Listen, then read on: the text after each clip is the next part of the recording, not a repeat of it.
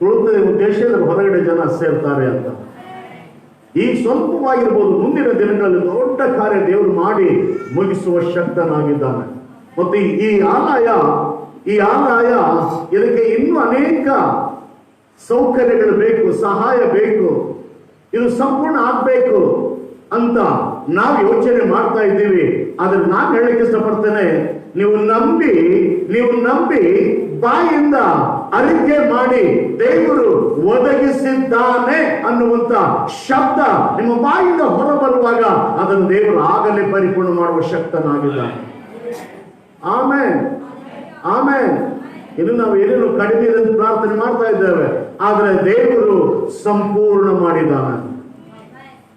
ಆಮೇನ್. Hallelujah, hallelujah, hallelujah, hallelujah. ವಾಕ್ಯದ ಭಾಗಕ್ಕೆ ಹೋಗುವಾಗ ವಾಕ್ಯ ಬಹಳ ಸ್ಪಷ್ಟವಾಗಿ ನಮ್ಮನ್ನು ಎಚ್ಚರಿಸ್ತಾ ಇದೆ. ಕೆಲವೊಂದು ವಿಷಯಗಳು ನಾವು ಗಮನಿಸುವಾಗ, ಸತ್ಯವೇದ ವಾಕ್ಯದಲ್ಲಿ ಕೆಲವೊಂದು ವಿಷಯಗಳು ನಾವು ಗಮನಿಸುವಾಗ, ದೇವರು ಅಬ್ರಹಾಮನಿಗೆ ಮಾತಾಡಿದ, ದೇವರು ಮೋಶೆಗೆ ಮಾತಾಡಿದ, ದೇವರು ಯೆಹೋಶುವಗೆ ಮಾತಾಡಿದ, ಅನೇಕ ತನ್ನ ಭಕ್ತಾದಿಗಳಿಗೆ ಆತನ ಮಾತಾಡಿದ. ಆದ್ರೆ ಇವತ್ತು ನಾನು ನಿಮ್ಮ ಮುಂದೆ ಇಕ್ಕಬೇಕಾದ ಒಂದು ವಿಷಯ,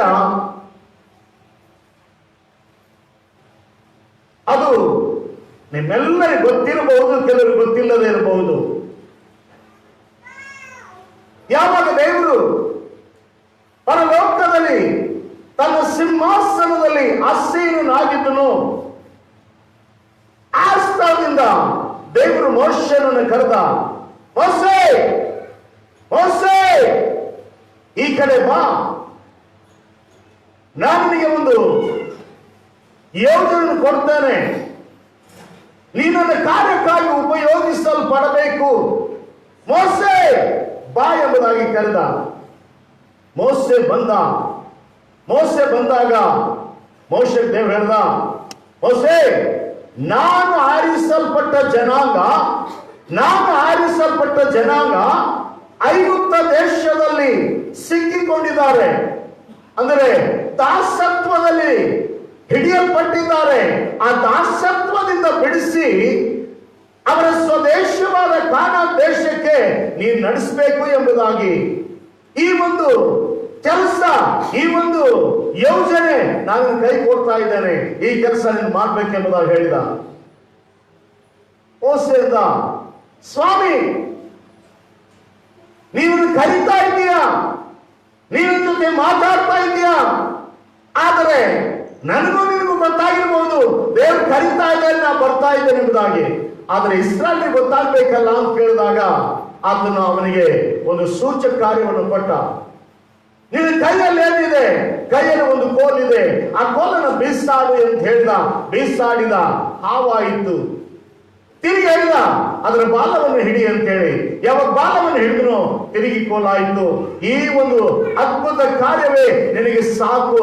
ಈ ಸೂಚಕ ಕಾರ್ಯ ದೇವರು ನಿನ್ನನ್ನ, ಇಸ್ರಾಯೇಲ್ ಜನರನ್ನ ಐಗುಪ್ತ ದೇಶದ ಬಿಡಿಸಿ ಕಾನಾನ್ ದೇಶಕ್ಕೆ ನಡೆಸುವುದಕ್ಕಾಗಿ ಕಳುಹಿಸಲ್ಪಟ್ಟಿದ್ದಾನೆ ಎಂಬುದಾಗಿ ಅವರು ತಿಳಿದುಕೊಳ್ಳುತ್ತಾರೆ ಎಂಬುದಾಗಿ ಹೇಳಿದ. ಅದ್ಭುತ ಕಾರ್ಯ ದೇವರಿಂದ ಕರೆಯಲ್ಪಟ್ಟ ಒಂದು ಗುರುತು. ಅದ್ಭುತ ಕಾರ್ಯ ದೇವರು ಜೊತೆ ಇದ್ದಾನೆ ಎಂಬುದಾಗಿ ಹೇಳುವುದರ ಗುರುತು. ಅದ್ಭುತ ಕಾರ್ಯ ದೇವರು ಏನೆಲ್ಲ ಮಾಡಲಿಕ್ಕೆ ಶಕ್ತನೆಂಬುದಾಗಿ ಹೇಳುವುದಕ್ಕೆ ಒಂದು ಗುರುತು. ಆದ್ರೆ ದೇವರು ಅಷ್ಟಕ್ಕೆ ಬಿಡಲಿಲ್ಲ. ಅಲ್ಲಿ ನನಗೆ ಆಶ್ಚರ್ಯಕರವಾಗಿ ಕಂಡ ವಿಷಯ ಅಂದ್ರೆ, ದೇವರು ಮೋಶೆಯನ್ನು ಕರೆದು ಮೋಶೆಗೆ ಹೇಳ್ತಾ ಇದ್ದಾನೆ ಇಸ್ರಾಯೇಲನ್ನು ಬಿಡಿಸಿ ಎಂಬುದಾಗಿ. ಆದ್ರೆ ಅದರ ಹಿಂದೆ ಇನ್ನೊಂದು ವಿಶೇಷತೆ ಇದೆ. ಆ ವಿಶೇಷತೆ ಏನು ಎಂಬುದಾಗಿ ಗಮನಿಸುವಾಗ, ಯಾವ ಜನ, ಆರಿಸಲ್ಪಟ್ಟ ಜನ, ನೇಮಿಸಲ್ಪಟ್ಟ ಜನ ದಾಸತ್ವದ ಒಳಗೆ ನಂಬಿಕೆಗೊಂಡಿದ್ದಾರೋ, ಹಳೆ ಒಡಂಬಡಿಕೆಯಲ್ಲಿ ಆ ಜನರನ್ನು ಬಿಡಿಸುವುದಕ್ಕಾಗಿ ಮೋಶನನ್ನು ಕರೆದ ಎಂಬುದಾಗಿ ನೋಡ್ತೇವೆ. ಮೋಶನನ್ನು ಕರೆದ ಎಂಬುದಾಗಿ ನಾವು ನೋಡ್ತಾ ಇದ್ದೇವೆ.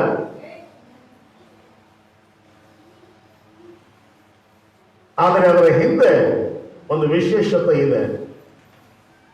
ಏನು ಎಂಬುದಾಗಿ ನೋಡಿದಾಗ ಜನರನ್ನ ಬೆಳೆಸುವುದಕ್ಕಾಗಿ ಮೋಶೆ ಬರಬೇಕಾಗಿತ್ತು.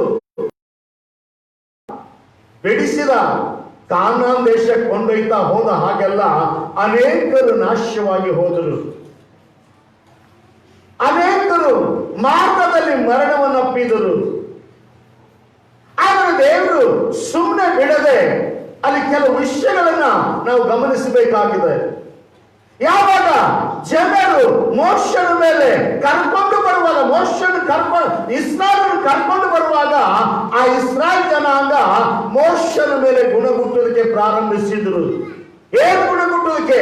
ಅದ್ಭುತ ಆದಾಗ, ಓ ದೇವರೇ ನಮ್ಮನ್ನು ಕರೆದಿದ್ದಾನಂತ ಹೇಳಿ. ಯಾವಾಗ ಅದ್ಭುತ ಹೋಗಿ ಕೊರತೆ ಪ್ರಾರಂಭವಾಗ್ತದೋ, ಸಮಸ್ಯೆ ಪ್ರಾರಂಭವಾಗ್ತದೋ, ಹಿಂಸೆ ಪ್ರಾರಂಭವಾಗ್ತದೋ, ಆವಾಗ ಹೇಳ್ತಾ ಇದ್ರು, ಮೋಶೆ ನೀ ನಮ್ಮನ್ನು ಮರಣಕ್ಕೆ ತಂದಿದ್ಯಾ, ಮೋಶೆ ನೀ ನಮ್ಮನ್ನು ಕೊಲ್ಲುವುದಕ್ಕೆ ಕರ್ಕೊಂಡು ಬಂದಿದ್ಯಾ, ಮೋಶೆ ನಮ್ಮನ್ನ ಬೆಟ್ಟದಲ್ಲಿ ಸಾಯುವಂತೆ ಮಾಡೋಕೆ ನಮ್ಮನ್ನು ಕರ್ಕೊಂಡು ಬರ್ತಾ ಇದೆಯಾ ಎಂಬುದಾಗಿ. ಕಡೆ ತನಕ ಬರುವಾಗೆಲ್ಲ ಮೋಶನ ಮೇಲೆ ಪದೇ ಪದೇ ಪದೇ ಗುಣಗುಟ್ಟುವುದನ್ನು ವಾಕ್ಯದಲ್ಲಿ ನಾವು ನೋಡ್ತೇವೆ. ಪ್ರಿಯ ದೇವ್ರ ಮಕ್ಕಳ, ಅದರ ಹಿಂದೆ ಇನ್ನೊಂದು ವಿಶೇಷತೆ ಇದೆ. ಅದರ ಹಿಂದೆ ಒಂದು ವಿಶೇಷತೆ ಇದೆ. ಅದು ಯಾವುದಂದ್ರೆ, ಯಾವಾಗ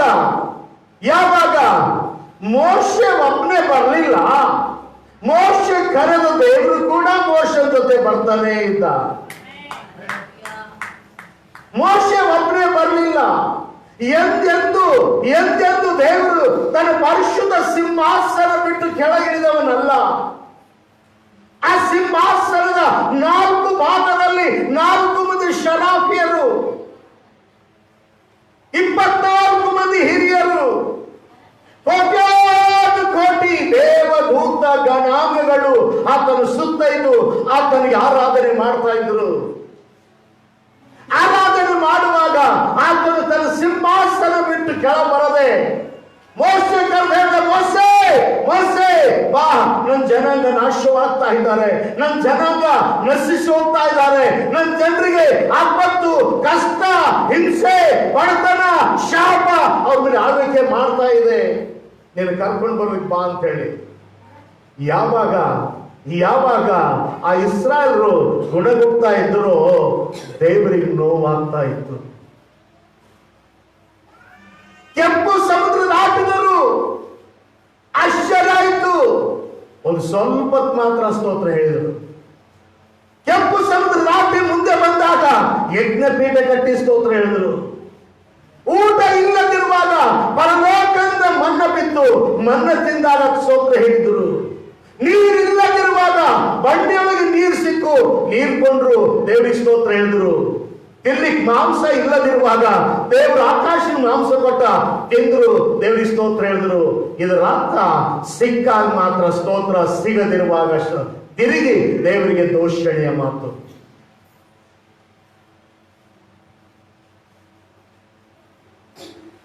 ಮೋಶೆ ಹೇಳಿದ್ದನ್ನು ಜನರು ಲಾಭಿಸಲಿಲ್ಲ, ಮೋಶೆ ಹೇಳಿದ್ದನ್ನು ಜನರು ಗ್ರಹಿಸಲಿಲ್ಲ. ಅದರ ನಿಮಿತ್ತ ಅಲ್ಲೂ ಮೋಶನ ಕೈ ಕೋಲ್ ಕೊಟ್ಟಿದಲ್ಲ,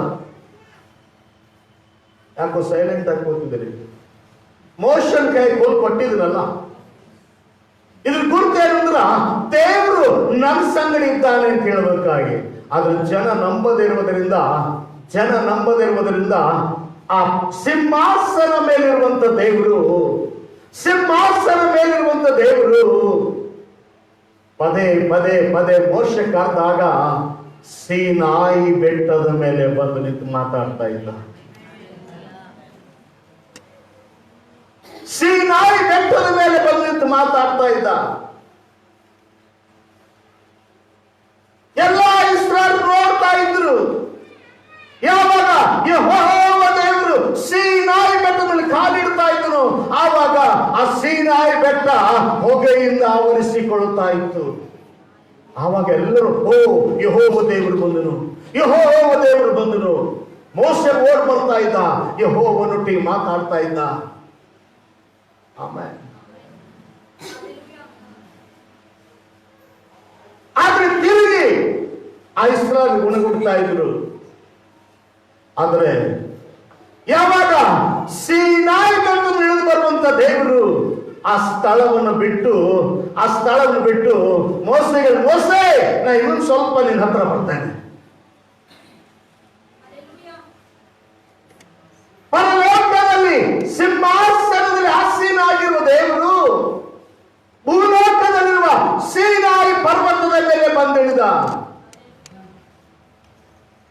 ಆದರೂ ಇಸ್ರಾಯೇಲ್ ನಂಬಿಕೆ ಇಲ್ಲದಿರುವುದರಿಂದ ಮೋಸೆ ನಾ ಇನ್ನೂ ಸ್ವಲ್ಪ ನಿನ್ನ ಹತ್ರ ಬರ್ತೇನೆ. ಇನ್ನು ಬೆಟ್ಟ ಆ ಇಸ್ರಾಯೇಲ್ ಹಾಕಿದ ಡೇರೆ ಹತ್ರವೇ ನನ್ಗೊಂದು ಡೇರೆ ಸಾಕು, ನನ್ಗೊಂದು ಡೇರೆ ಹಾಕು ಎಂಬುದಾಗಿ ಹೇಳಿದ. ಯಾವಾಗ ಒಂದ್ ಡೇರೆ ಹಾಕುನು, ಅಲ್ಲಿಂದ ದೇವರು ಸೀನಾಯಿ ಪರ್ವತ ಬಿಟ್ಟು ಡೇರೆದಲ್ಲಿ ಹೇಳಿದ.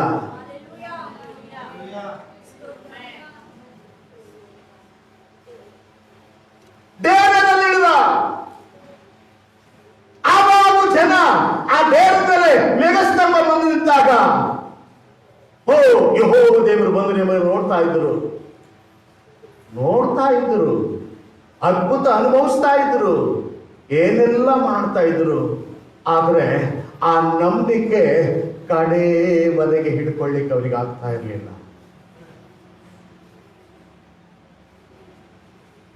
ಟೆಂಟಿನಲ್ಲಿ ಬರುವಂತ ದೇವರು ಮೋಸೆಗೆ ಹೇಳಿದ್ರು, ಮೋಸೆ ಈ ಜನ ಇನ್ನೂ ನಂಬಿಕೆಯಲ್ಲಿ ಬರ್ಲಿಕ್ಕೆ ಆಗ್ತಾ ಇಲ್ಲ, ಈ ಜನ ನನ್ನ ಅರ್ಥಕೊಳ್ತಾ ಇಲ್ಲ, ಈ ಜನರಿಗೆ ನಾನು ಗೊತ್ತಾಗ್ತಾ ಇಲ್ಲ, ಇನ್ನೊಂದು ಸ್ವಲ್ಪ ಕೆಳಗಡೆ ಬರ್ತೇನೆ, ನನಗೋಸ್ಕರ ಒಂದು ಮಂಜೂಷ ಪೆಟ್ಟಿಗೆಯನ್ನು ಸಿದ್ಧ ಮಾಡು.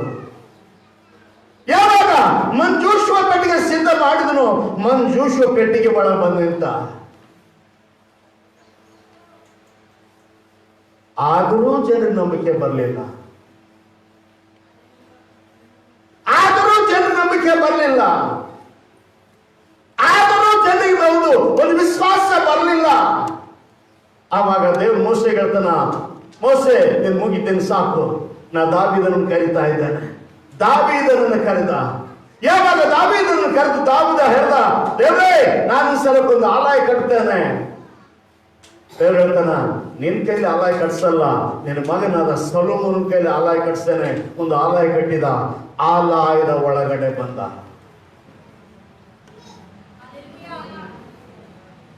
ಎಲ್ಲಿ ಬಂದ? ಎಲ್ಲರೂ ಹೇಳ್ಬೇಕು, ಎಲ್ಲಿ ಬಂದ? ಆಲಯದ ಒಳಗಡೆ ಬಂದ.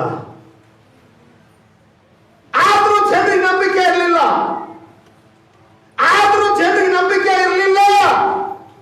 ಅವ್ರು ತಿರುಗಿ ಗುಣಗುಟ್ಟುತ್ತಾನೇ ಇದ್ರು. ಅದರ ನಿಮಿತ್ತ ದೇವರು ವ್ಯಥೆ ಪಟ್ಟ. ಇಷ್ಟಾದ್ರೂ ನನ್ನ ಪರವಾಗಿ ಜನರನ್ನ ಪ್ರೀತಿ ತೋರಿಸುವುದಕ್ಕಾಗಿ, ಜನರನ್ನು ಶಾಪದಿಂದ ಬಿಡಿಸುವುದಕ್ಕಾಗಿ, ಮರಣದಿಂದ ಬಿಡಿಸುವುದಕ್ಕಾಗಿ, ದಾಸತ್ವದಿಂದ ಬಿಡಿಸುವುದಕ್ಕಾಗಿ ಮೋಶೆಯನ್ನು ಕಳಿಸಿಕೊಟ್ಟೆ. ಆದ್ರೆ ಮೋಶೆ ನಂಬಲಿಲ್ಲ.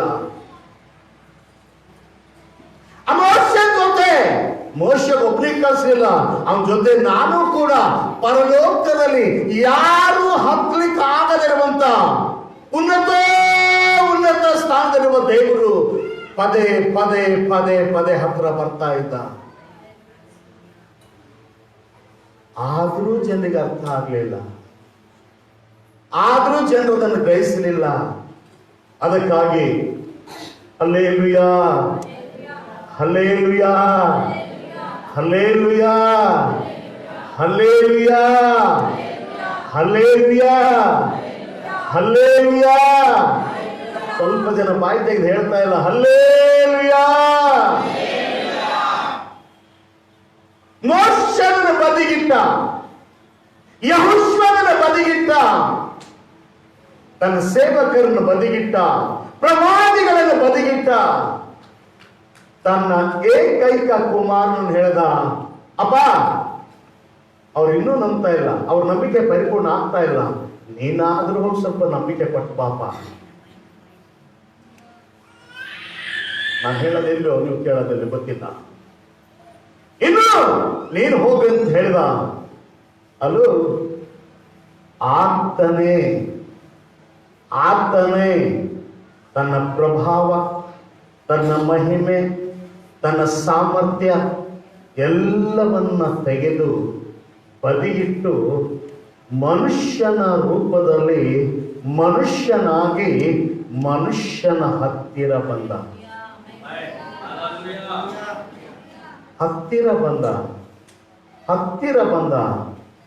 Amen, amen, amen, amen, amen. ಈಗ ನಾ ಹೇಳಲಿಕ್ಕೆ ಇಷ್ಟಪಡ್ತೇನೆ, ಯಾವ ದೇವರು ಉನ್ನತ ಸ್ಥಾನದಲ್ಲಿದ್ದನು, ಯಾವ ದೇವರು ಯಾರೂ ಹತ್ತಲಾರದೇ ಇರುವಂತ ಆಶ್ರಯ ಗಿರಿಯ ಮೇಲಿದ್ದನು, ಆ ದೇವರು ನಿನಗೋಸ್ಕರ, ನನಗೋಸ್ಕರ, ಪ್ರಪಂಚದ ಪ್ರತಿಯೊಬ್ಬ ಮಾನವನಿಗೋಸ್ಕರ ನನ್ನ ಹೃದಯದಲ್ಲಿ ಆತನು ಎಳೆದು ಬರುವುದಕ್ಕೆ ಶಕ್ತನಾಗಿದ್ದಾನೆ.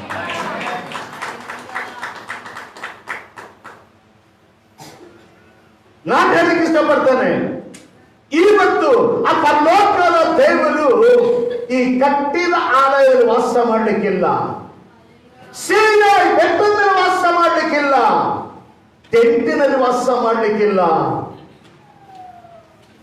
ಆತನು ಹೇಳ್ತಾನೆ, ನಾನು ವಾಸಿಸುವುದು ನಿನ್ನ ಅಂತರಾತ್ಮದಲ್ಲಿ. Amen, amen, amen. Hallelujah, hallelujah, hallelujah. ನಂದೊಂದು ಪ್ರಶ್ನೆ, ಸಮಯ ಇವತ್ತು ಬಹಳ ಸಣ್ಣದಲ್ಲ, ದೊಡ್ಡ ಪ್ರಸಂಗ ಇಲ್ಲ, ಸ್ವಲ್ಪ ಸಮಯ, ಇನ್ನು ಫಾಸ್ಟ್ ಇದ್ದಾರೆ, ಸಮಯ ಸ್ವಲ್ಪ ಇದೆ. ಚಿಕ್ಕದಾಗಿ ಹೇಳಿ ನಾವು ಮುಗಿಸಿ ಮುಂದಿನ ಒಂದು ಭಾಗನ ಹೋಗ್ಲಿಕ್ಕಿರ್ತಾರೆ. ಯಾವ ದೇವರು ಸೀನಾಯಿ ಪರ್ವತದಲ್ಲಿದ್ದನು, ಆ ದೇವರು ಮನುಷ್ಯರ ಹೃದಯಗಳಲ್ಲಿ ವಾಸ ಮಾಡ್ತಾ ಇಲ್ಲ. ಒಂದು ಮಾತು ನಿಮ್ಗೆ ಗೊತ್ತಿರ್ಲಿ, ಬಹಳ ಜನ ದೇವ್ರು ಎಲ್ಲೇನಂದ್ರ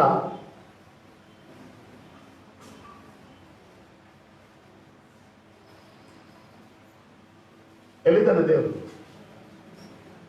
ಯಾರು ಹೇಳ್ತೀರಾ? ಕೇಳಿಸ್ತಾ ಇಲ್ಲ? ಎಷ್ಟು ಮಂದಿ ಕೇಳಿಸ್ತಾ ಇದ್ದಾರೆ? ದೇವರು ಎಲ್ಲಿದ್ದಾನೆ? ಅರ್ಥ ಆಗಿಲ್ಲ. ಜೀವಿಸುವ ದೇವರು ಜೀವಿಸುವವರ ಮಧ್ಯದಲ್ಲಿ, ಜೀವಿಸುವ ದೇವರು ಸತ್ತವರ ಮಧ್ಯೆ ಇಲ್ಲ. ಜೀವಿಸುವ ದೇವರು ಯಾರು ಜೀವಂತವಾಗಿದ್ದಾರೋ ಅವರ ಮಧ್ಯದಲ್ಲಿ ವಾಸ ಮಾಡ್ತಾ ಇದ್ದಾನೆ. Amen, amen, amen, hallelujah. ನನ್ನ ಸಂದೇಶ ಇವತ್ತು ಸಣ್ಣದು. ಏನು ಸಣ್ಣದು ಅಂದ್ರ, ಎಫೆಸದವರಿಗೆ ಬರೆದ ಪತ್ರ, ಎಫೆಸದವರಿಗೆ ಬರೆದ ಪತ್ರ, ಎಫೆಸ ತೆಗ್ದಿರಾ?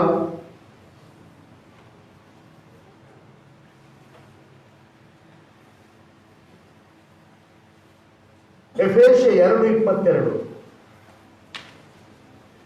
ಎಫೆಸ 2:22.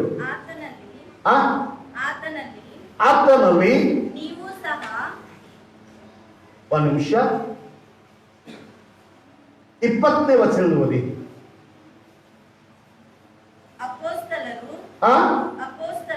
ಅಪೋಸ್ತಲರು ಪ್ರವಾದಿಗಳು ಎಂಬ ಅಸ್ತಿವಾರದ ಮೇಲೆ ನೀವು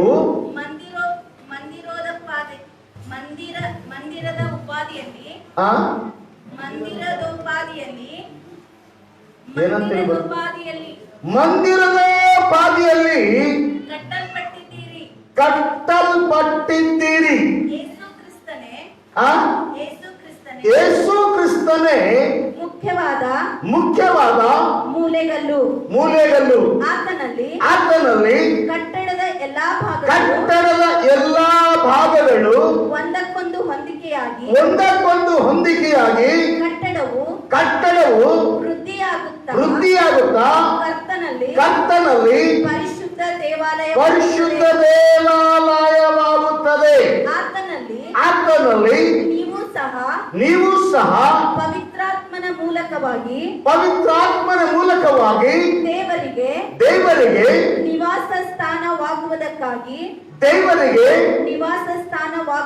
ನಿವಾಸ ಸ್ಥಾನವಾಗುವುದಕ್ಕಾಗಿ ನಮ್ಮ ಸಂಗಡ ಕಟ್ಟಲ್ಪಡುತ್ತಾ ಇದ್ದೀರಿ. ಎಷ್ಟು ಜನ ಹೇಳ್ತೀರಿ? ದೇವರ ಮಂದಿರವಾಗಲಿಕ್ಕೆ ಇದೆಲ್ಲ ಯಾಕೆ ಹೇಳಿದಂದ್ರೆ, ದೇವರ ಮಂದಿರ ಕಲ್ಲಿನಿಂದ ಕಟ್ಟಿದ ಕಟ್ಟಡ ಅಲ್ಲ, ಏನು ಹಾಕಿ ಕಟ್ಟಿದ ಕಟ್ಟಡ ಅಲ್ಲ. ದೇವರ ಮಂದಿರ, ದೇವರ ನಿವಾಸ ಮನುಷ್ಯರ ಒಳಗಡೆ ಸ್ಥಾಪಿಸಲ್ಪಟ್ಟದೆ.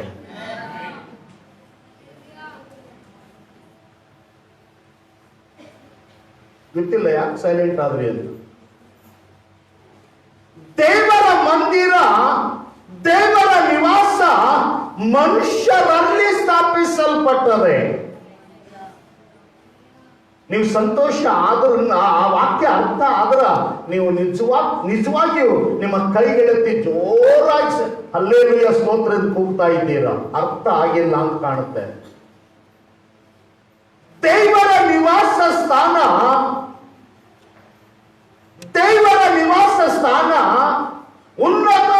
ಉನ್ನತವಾದ ಬೆಟ್ಟ ಅಲ್ಲ. ದೇವರ ನಿವಾಸ ಸ್ಥಾನ ಮನುಷ್ಯನ ಕಣ್ಣಿಗೆ ಕಾಣದಿರುವ ಲೋಕದಲ್ಲ. ದೇವರ ನಿವಾಸ ಸ್ಥಾನ ಮನುಷ್ಯರ ಒಳಗಡೆ ಸ್ಥಾಪಿಸಲ್ಪಡ್ತಾ ಇದೆ. ದೇವರ ಮನೆ ಕರಿಬೇಕಾದ್ರೆ ಆತನ ಉದ್ದೇಶ ಕರೀತಾ ಇದ್ದಾನೆ. ನಾವು ಈ ಚರ್ಚ್ ಕಟ್ಟೋದಕ್ಕಿಂತ ಮುಂಚೆ ಎಷ್ಟು ಜನ ಇಲ್ಲಿ ಇದ್ದೀರಾ? ನಿಮ್ಮ ಮನೆ ಕೇಳಿದಾಗಿದ್ದವ್ರು ಎಷ್ಟು ಜನ ಇದ್ರು? ಸ್ವಲ್ಪ ಕೈ ಎತ್ತೀರಾ?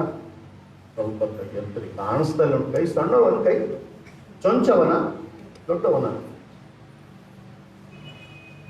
ನಾವು ಮೊದಲು ಪ್ರಾರ್ಥನೆ ಮಾಡಿ ಬಂದಾಗ ಈ ಸ್ಥಳಕ್ಕೆ ಬರ್ಲಕ್ಕೆ ಆಗ್ತಾ ಇರಲಿಲ್ಲ.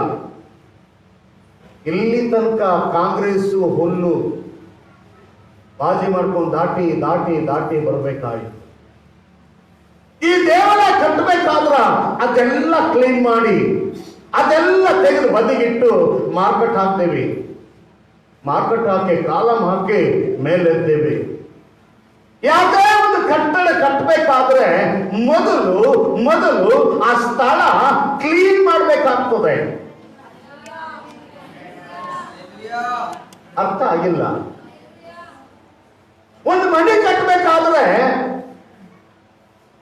ಹೊಟ್ಟಿದ್ದೀನಿ ಹೊಟ್ಟೆ ಇರಲಿ, ತೆಗಿರ್ಲಿ, ಗಿಡನೇ ಇರಲಿ, ಹಂಗೆ ಮನೆ ಕಟ್ಟರಂತ ಯಾರು ಕಟ್ಟಲ್ಲ. ಒಂದು ಮನೆ ಕಟ್ಟಬೇಕಾದ್ರೆ ಎಲ್ಲವನ್ನ ಸರಿಪಡಿಸಿ ಅದಕ್ಕೊಂದು ಪ್ಲಾನ್ ಹಾಕಿ ಮಾರ್ಕೆಟ್ ಹಾಕಿ ಇದು ಇಲ್ಲಿ ಅಂತ ಹೇಳಿ ಎಲ್ಲವನ್ನ, ಈ ಕಡೆ ಬೆಡ್ರೂಮು, ಈ ಕಡೆ ಹಾಲು, ಈ ಕಡೆ ಕಿಚನು, ಈ ಕಡೆ ಸಿಸ್ಟಮೆಟಿಕ್ ಪ್ರಕಾರ ಕಟ್ತಾರೆ. ದೇವರ ಮಂದಿರ ಕಟ್ಟುವಾಗಲೂ ಇಷ್ಟೆಲ್ಲ ನಾನು ಹೇಳಬೇಕಾದ್ರೆ ಕಾರಣ, ದೇವರು ತನ್ನ ಮನೆಯನ್ನ ಕಟ್ಟಿಕೊಳ್ತಾ ಇದ್ದಾನೆ. ನಿನ್ನ ಮನೆ ಕಟ್ತಾ ಇಲ್ಲ, ಅವನ ಮನೆ ಕಟ್ಕೊಳ್ತಾ ಇದ್ದಾನೆ. ಒಂದ್ ವೇಳೆ ನಿಮ್ಗೆ ಅರ್ಥ ಆಗಿದೆಲ್ಲ ಗೊತ್ತಿಲ್ಲ. ಪ್ರಕಟಣೆ 21ನೇ ಅಧ್ಯಾಯಕ್ಕೆ ಬರ್ರಿ. ಪ್ರಕಟಣೆ 21ನೇ ಅಧ್ಯಾಯ 3ನೇ ವಚನ. ಪ್ರಕಟಣೆ 21:3. ಇದಲ್ಲದೆ ಸಿಂಹಾಸನದೊಳಗಿಂದ ಬಂದ ಮಹಾಶಬ್ದವು. ಎಲ್ಲಿಂದ ಬಂದ ಮಹಾಶಬ್ದ? ಸಿಂಹಾಸನಗಳಿಂದ ಬಂದ ಮಹಾಶಬ್ದವು ನನಗೆ ಕೇಳಿಸಿತು. ಅದು ಅದು ಇಗೋ ಎಲ್ಲಿನ ಶಬ್ದ ಉಂಟದ? ಸಿಂಹಾಸನದೊಳಗೆ ಬರ್ತಾ ಇದೆ. ಆ ಶಬ್ದ ಹೇಳುವುದೇನು? ಅದು ಇಗೋ ದೇವರ ನಿವಾಸವು, ದೇವರ ನಿವಾಸವು ಮನುಷ್ಯರಲ್ಲಿ ಅದೇ. ಎಷ್ಟು ಮಂದಿ ಹೇಳ್ತೀರ ಕೈ ಎತ್ತಿ, ದೇವರ ನಿವಾಸ ನನ್ನಲ್ಲ? ಇನ್ನೂ ಅರ್ಥ ಆಗಿಲ್ಲ. ದೇವರ ನಿವಾಸ, ದೇವರ ನಿವಾಸ ಬೆಟ್ಟ ಅಲ್ಲ. ದೇವರ ನಿವಾಸ ಅಲ್ಲೋ, ನೀವು ಕೀರ್ತನೆ ಗ್ರಂಥ ಓದುವಾಗ ನಿಮ್ಗೆ ಗೊತ್ತಾಗ್ತದೆ. ಆತನು ಮೇಘಮಂಡಲಗಳಲ್ಲಿ ಇರುವ ಆತನು, ಆತನು ಸ್ತುತಿಗಳ ಮಧ್ಯ ವಾಸ ಮಾಡುವ ಆತನು, ಆತನು ಜಲರಾಶಿಗಳನ್ನು ಹಾದು ಬರುವ ಆತನು. ಅಷ್ಟೆಲ್ಲ ಇದ್ದಾಗಿಯೂ ಆತನ ಮನೆ, ಆತನಿರುವ ಸ್ಥಳ ಮನುಷ್ಯರಲ್ಲಿ. ಎಲ್ಲಿ? ಸ್ವಲ್ಪ ಬಾತುದರಿ ಕೈ ಕೊಟ್ಟವಳು, ಆತನ ಮನೆ ನನ್ನಲ್ಲೇ ಇದೆ. ಎಲ್ಲಿದೆ ಆತನ ಮನೆ? ಎಷ್ಟು ಮಂದಿ ಹೇಳ್ತೀರಿ ನನ್ನಲ್ಲೇ ಇದೆ ಅಂತ? ದೇವರ ನಿವಾಸ ಸ್ಥಾನ ನೀವಾಗಬೇಕಾಗಿದೆ. ನಾನು ಹೇಳಿಕ್ಕೆ ಇಷ್ಟಪಡ್ತೇನೆ, ಈ ಕಟ್ಟಡ ದೇವರ ನಿವಾಸ ಅಲ್ಲ. ಈ ದೇವರ ದೇವ್ರು ಕೂಡ ದೇವರನ್ನ ಅಲ್ಲೋ, ದೇವರು ಅಲ್ಲಿಲ್ಲ, ಜೀವ ಇಲ್ಲದ. ಅದಕ್ಕೆ ಅವನು ಸ್ಪಷ್ಟವಾಗಿ ಹೇಳ್ತಾನ, ಕಲ್ಲಿಂದ ಕಟ್ಟಿದ ಗುಡಿಗಳಲ್ಲಿ ವಾಸ ಮಾಡುವವನಲ್ಲ, ಕೈಯಿಂದ ಕಟ್ಟಿದ ಗುಡಿಗಳಲ್ಲಿ ವಾಸ ಮಾಡುವವನಲ್ಲ, ನಿನ್ನ ಪರಿಶುದ್ಧ ಹೃದಯವೇ ನನ್ನ ಪರಿಶುದ್ಧ. Amen, amen, amen, amen, amen. Hallelujah, hallelujah, hallelujah, hallelujah. ಇಬ್ರಿಯರಿಗೆ ಬರೆದ ಪತ್ರ ಒಂದು ವಿಷಯ ನೋಡ್ಲಿಕ್ಕೆ ಇಷ್ಟಪಡ್ತಾನೆ. ಇಬ್ರಿಯರಿಗೆ ಬರೆದ ಪತ್ರ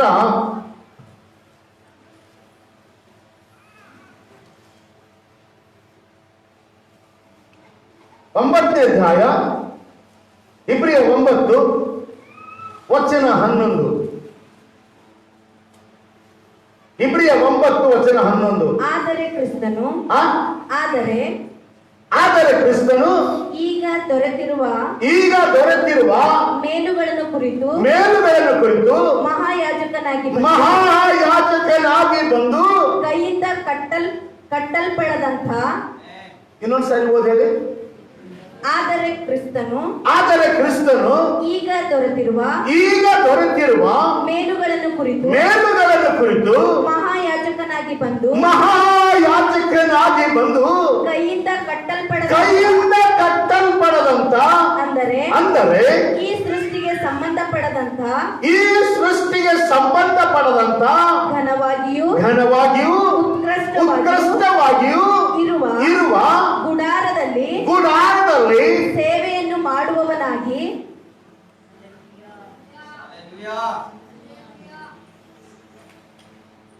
ಹಲೋ, ಅನೇಕರು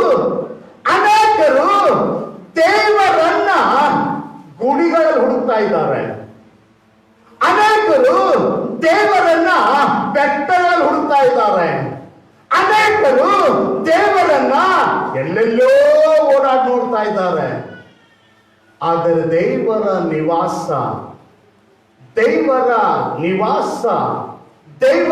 ವಾಸ ಮಾಡುವ ಮನೆ, ದೇವರು ಸ್ಥಿರವಾಗಿ ನಿಲ್ಲುವ ಸ್ಥಳ, ಅದು ದೇವರು ಆರಿಸಲ್ಪಟ್ಟ ಸ್ಥಳ ಮನುಷ್ಯರ ಒಳಗಡೆ. ಯಾರಾದ್ರಲ್ಲಿ ಇದ್ದೀರಾ? ಒಬ್ಬ MLA ಬಂದು ನಿಮ್ಮ ಮನೆಗೆ ಇವತ್ತು ರಾತ್ರಿ ಇರುತ್ತೆ ಅಂದ್ರ ಎಲ್ಲರಿಗೆ ದುಃಖನೇ ದುಃಖ.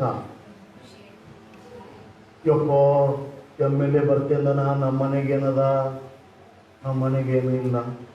ಯಪ್ಪ MLA ಬರ್ತಾನ ನಮ್ಮ ಮನೆಗೆ ಹಾಸ್ಕೊಳಕ್ಕಿಲ್ಲ. MLA ಬರ್ತಾನ ನಮ್ಮ ಮನೆಗೆ ಹಚ್ಕೊಳಕ್ಕಿಲ್ಲ. MLA ಬರ್ತಾನ ನಮ್ಮ ಮನೆಗೆ ಉಳ್ಳಕ್ ಗಂಗಳಿಲ್ಲ. MLA ಬರ್ತಾನ ನಮ್ಮ ಮನೆಗೆ ಚಾ ಕುಡ್ಲಕ್ ಕಪ್ಪಿಲ್ಲ. ಏನೆಲ್ಲ ಯೋಚನೆ ಮಾಡಿ ಅಳಬೇಕಲ್ಲ. ನೋಡ್ರೊಬ್ಬರು ಮಾತಾಡಿಲ್ಲ. ಎಮ್ಮೆಲೆ ಹೊಂಟ ನನ್ನ ಮನೆಗೆ ಅಂದಾಗ ಮನೆ ಪ್ಲೇಟ್ ನೋಡಲ್ಲ, ಚಾಪಿ ನೋಡಲ್ಲ, ಅದನ್ನೆಲ್ಲ ಗೊತ್ತಿಲ್ಲ. ಇಲ್ಲ ಅಂದ್ರೆ ಒಂದು 10,000 ರೂಪಾಯಿ ಸಾಲ ಆಗಲ್ಲ, ಪರವಾಗಿಲ್ಲ, ಎಲ್ಲಾದ್ರೂ ಹೋಗಿ ನಮ್ಮ ಮನೆಗೆ ಎಮ್ಮೆಲೆ ಹೊಂಟನ ನನಗೆ ಕೊಡು.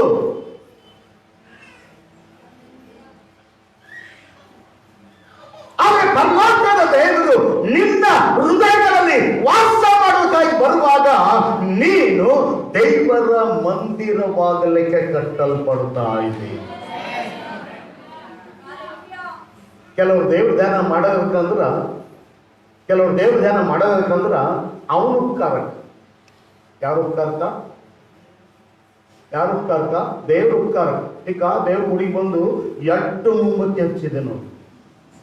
ಎಷ್ಟು ಮೊಂಬತ್ತಿ? ದೊಡ್ಡ ಉಪಕಾರ ಮಾಡಿದಲ್ಲ. ಯಾಕಂದ್ರೆ ಪಾಪ ಕಣ್ಣಿಲ್ದರೆ ಕತ್ಲಾಕ್ ಕೂತೀರ. ಅವನ ಮನೆಗೆ ಬೆಳಕೇ ಇದ್ದಿಲ್ಲ, ದೀಪ ಹಚ್ಚದಿಕ್ಕೆ ಇಲ್ಲ ಅವ್ರ ಮನ್ಯಾಗ. ನೀವು ಹೋಗಿ ದೀಪ ಹಚ್ಚಿ ಬಂದೇನು?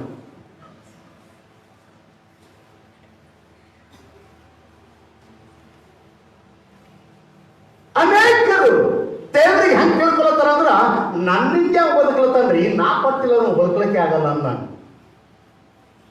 ಆದ್ರೆ ನಿನಗೆ ಗೊತ್ತಿರ್ಲಿ ಆತನು ನಿನ್ನನ್ನ ಪ್ರೀತಿ ಮಾಡುವುದರಿಂದ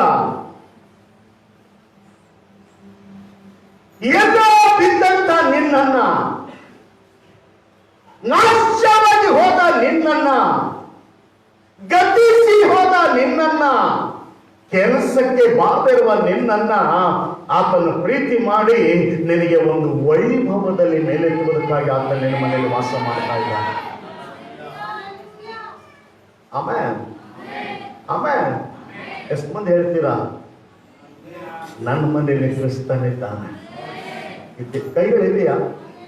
ಯಾರಾದ್ರೂ ಕೈ ಮನೆ ಬಿಟ್ಟು ಬಂದ್ರೆ ಯಾರಿಗಾದ್ರೂ ಪಾಸ್ಟರ್ ನಿಮ್ಮ ಕೈ ಅವ್ರಿಗೆ ಕಡೆ ಕೊಡಿ, ಕೊಡ್ತೀರಾ?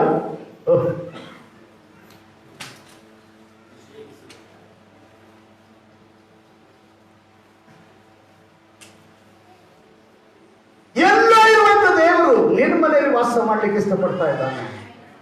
ಎಲ್ಲ ಇರುವಂತ ದೇವರು ನಿನ್ ಜೊತೆ ಇರ್ಲಿಕ್ಕೆ ಇಷ್ಟಪಡ್ತಾ ಇದ್ದಾನೆ. ಆ ಪ್ರಕಟಣೆ 21 3ನೇ ವಚನ ಹಾಗೆ ಸ್ವಲ್ಪ ಕಂಟಿನ್ಯೂ ಮಾಡಿ. ಪ್ರಕಟಣೆ 21:3 ಏನಂತ? ಪ್ರಕಟಣೆ 21:3 ಇದಲ್ಲದೆ ಸಿಂಹಾಸನದೊಳಗಿಂದ ಬಂದ ಮಹಾಶಬ್ದವು ನನಗೆ ಕೇಳಿಸಿತು. ಅದು ಇಗೋ ದೇವರ ನಿವಾಸವು ಮನುಷ್ಯರಲ್ಲಿ ಅದೇ. ಆತನು ಅವರೊಡನೆ ವಾಸ ಮಾಡುವನು. ಆತನು ದೇವದೂತರೊಡನೆ ವಾಸ ಮಾಡುವನು. ಎಷ್ಟು ಮಂದಿ ಹೇಳ್ತೀನಿ ನಮ್ಮ ಸ್ವಂತ ದೇವರು ವಾಸ ಮಾಡಕ್ಕೆ ಇಷ್ಟಪಡ್ಲತ್ತ? ನೀನು ಹುಡುಕುವುದು, ನೀನು ಕರೆಯುವುದು, ನೀನು ಪ್ರೀತಿ ಮಾಡುವುದು, ನೀನು ಪಾಪಗಳ ಕ್ಷಮಿಸುವುದು ಆತನೊಂದು ಉದ್ದೇಶ. ನಿನ್ ಜೊತೆ ಆತ ಜೀವಿಸ್ಬೇಕಂತ ಆತನಿಗೆ ಆಸೆ ಇದೆ. ನಿನ್ ಜೊತೆ ಆತನ ಬಾಳ್ಬೇಕಂತ ಆತನಿಗೆ ಉದ್ದೇಶ ಇದೆ. ಆತ ನಿರ್ಮನಿತನ ಹೊಂಟನಂದ್ರೆ ಅವನ ಗರ್ಜಿಗೆ ಹೊಂಟನಂತ ನೆನೆಸ್ಬೇಡ. ನಿನ್ನ ಉಪಕಾರಕ್ಕಾಗಿ, ನಿನ್ನ ಆಶೀರ್ವಾದಕ್ಕಾಗಿ, ನಿನ್ನ ಯೋಜನೆಗಾಗಿ, ನಿನ್ನ ಒಳ್ಳೆತನಕ್ಕಾಗಿ, ನಿನ್ನ ಪ್ರಭಾವಕ್ಕಾಗಿ, ನಿನ್ನ ಮಹಿಮೆಗಾಗಿ ಆತನು ಪರಲೋಕವನ್ನು ಬಿಟ್ಟು ಧರೆಗಿಳಿದು ನಿನ್ನ ಹತ್ರ ಬರ್ತಾ ಇದ್ದಾನೆ. ಅದಕ್ಕೆ ವಾಕ್ಯ ಹೇಳ್ತದೆ ಏನಂತ? ಎಫೆಸ 1 ಅಪೊಸ್ತಲರು ಪ್ರವಾದಿಗಳು ಎಂಬ ಅಸ್ತಿವಾರದ ಮೇಲೆ ನೀವು ಮಂದಿರದೋಪಾದಿಯಲ್ಲಿ ಕಟ್ಟಲ್ಪಟ್ಟಿದ್ದೀರಿ.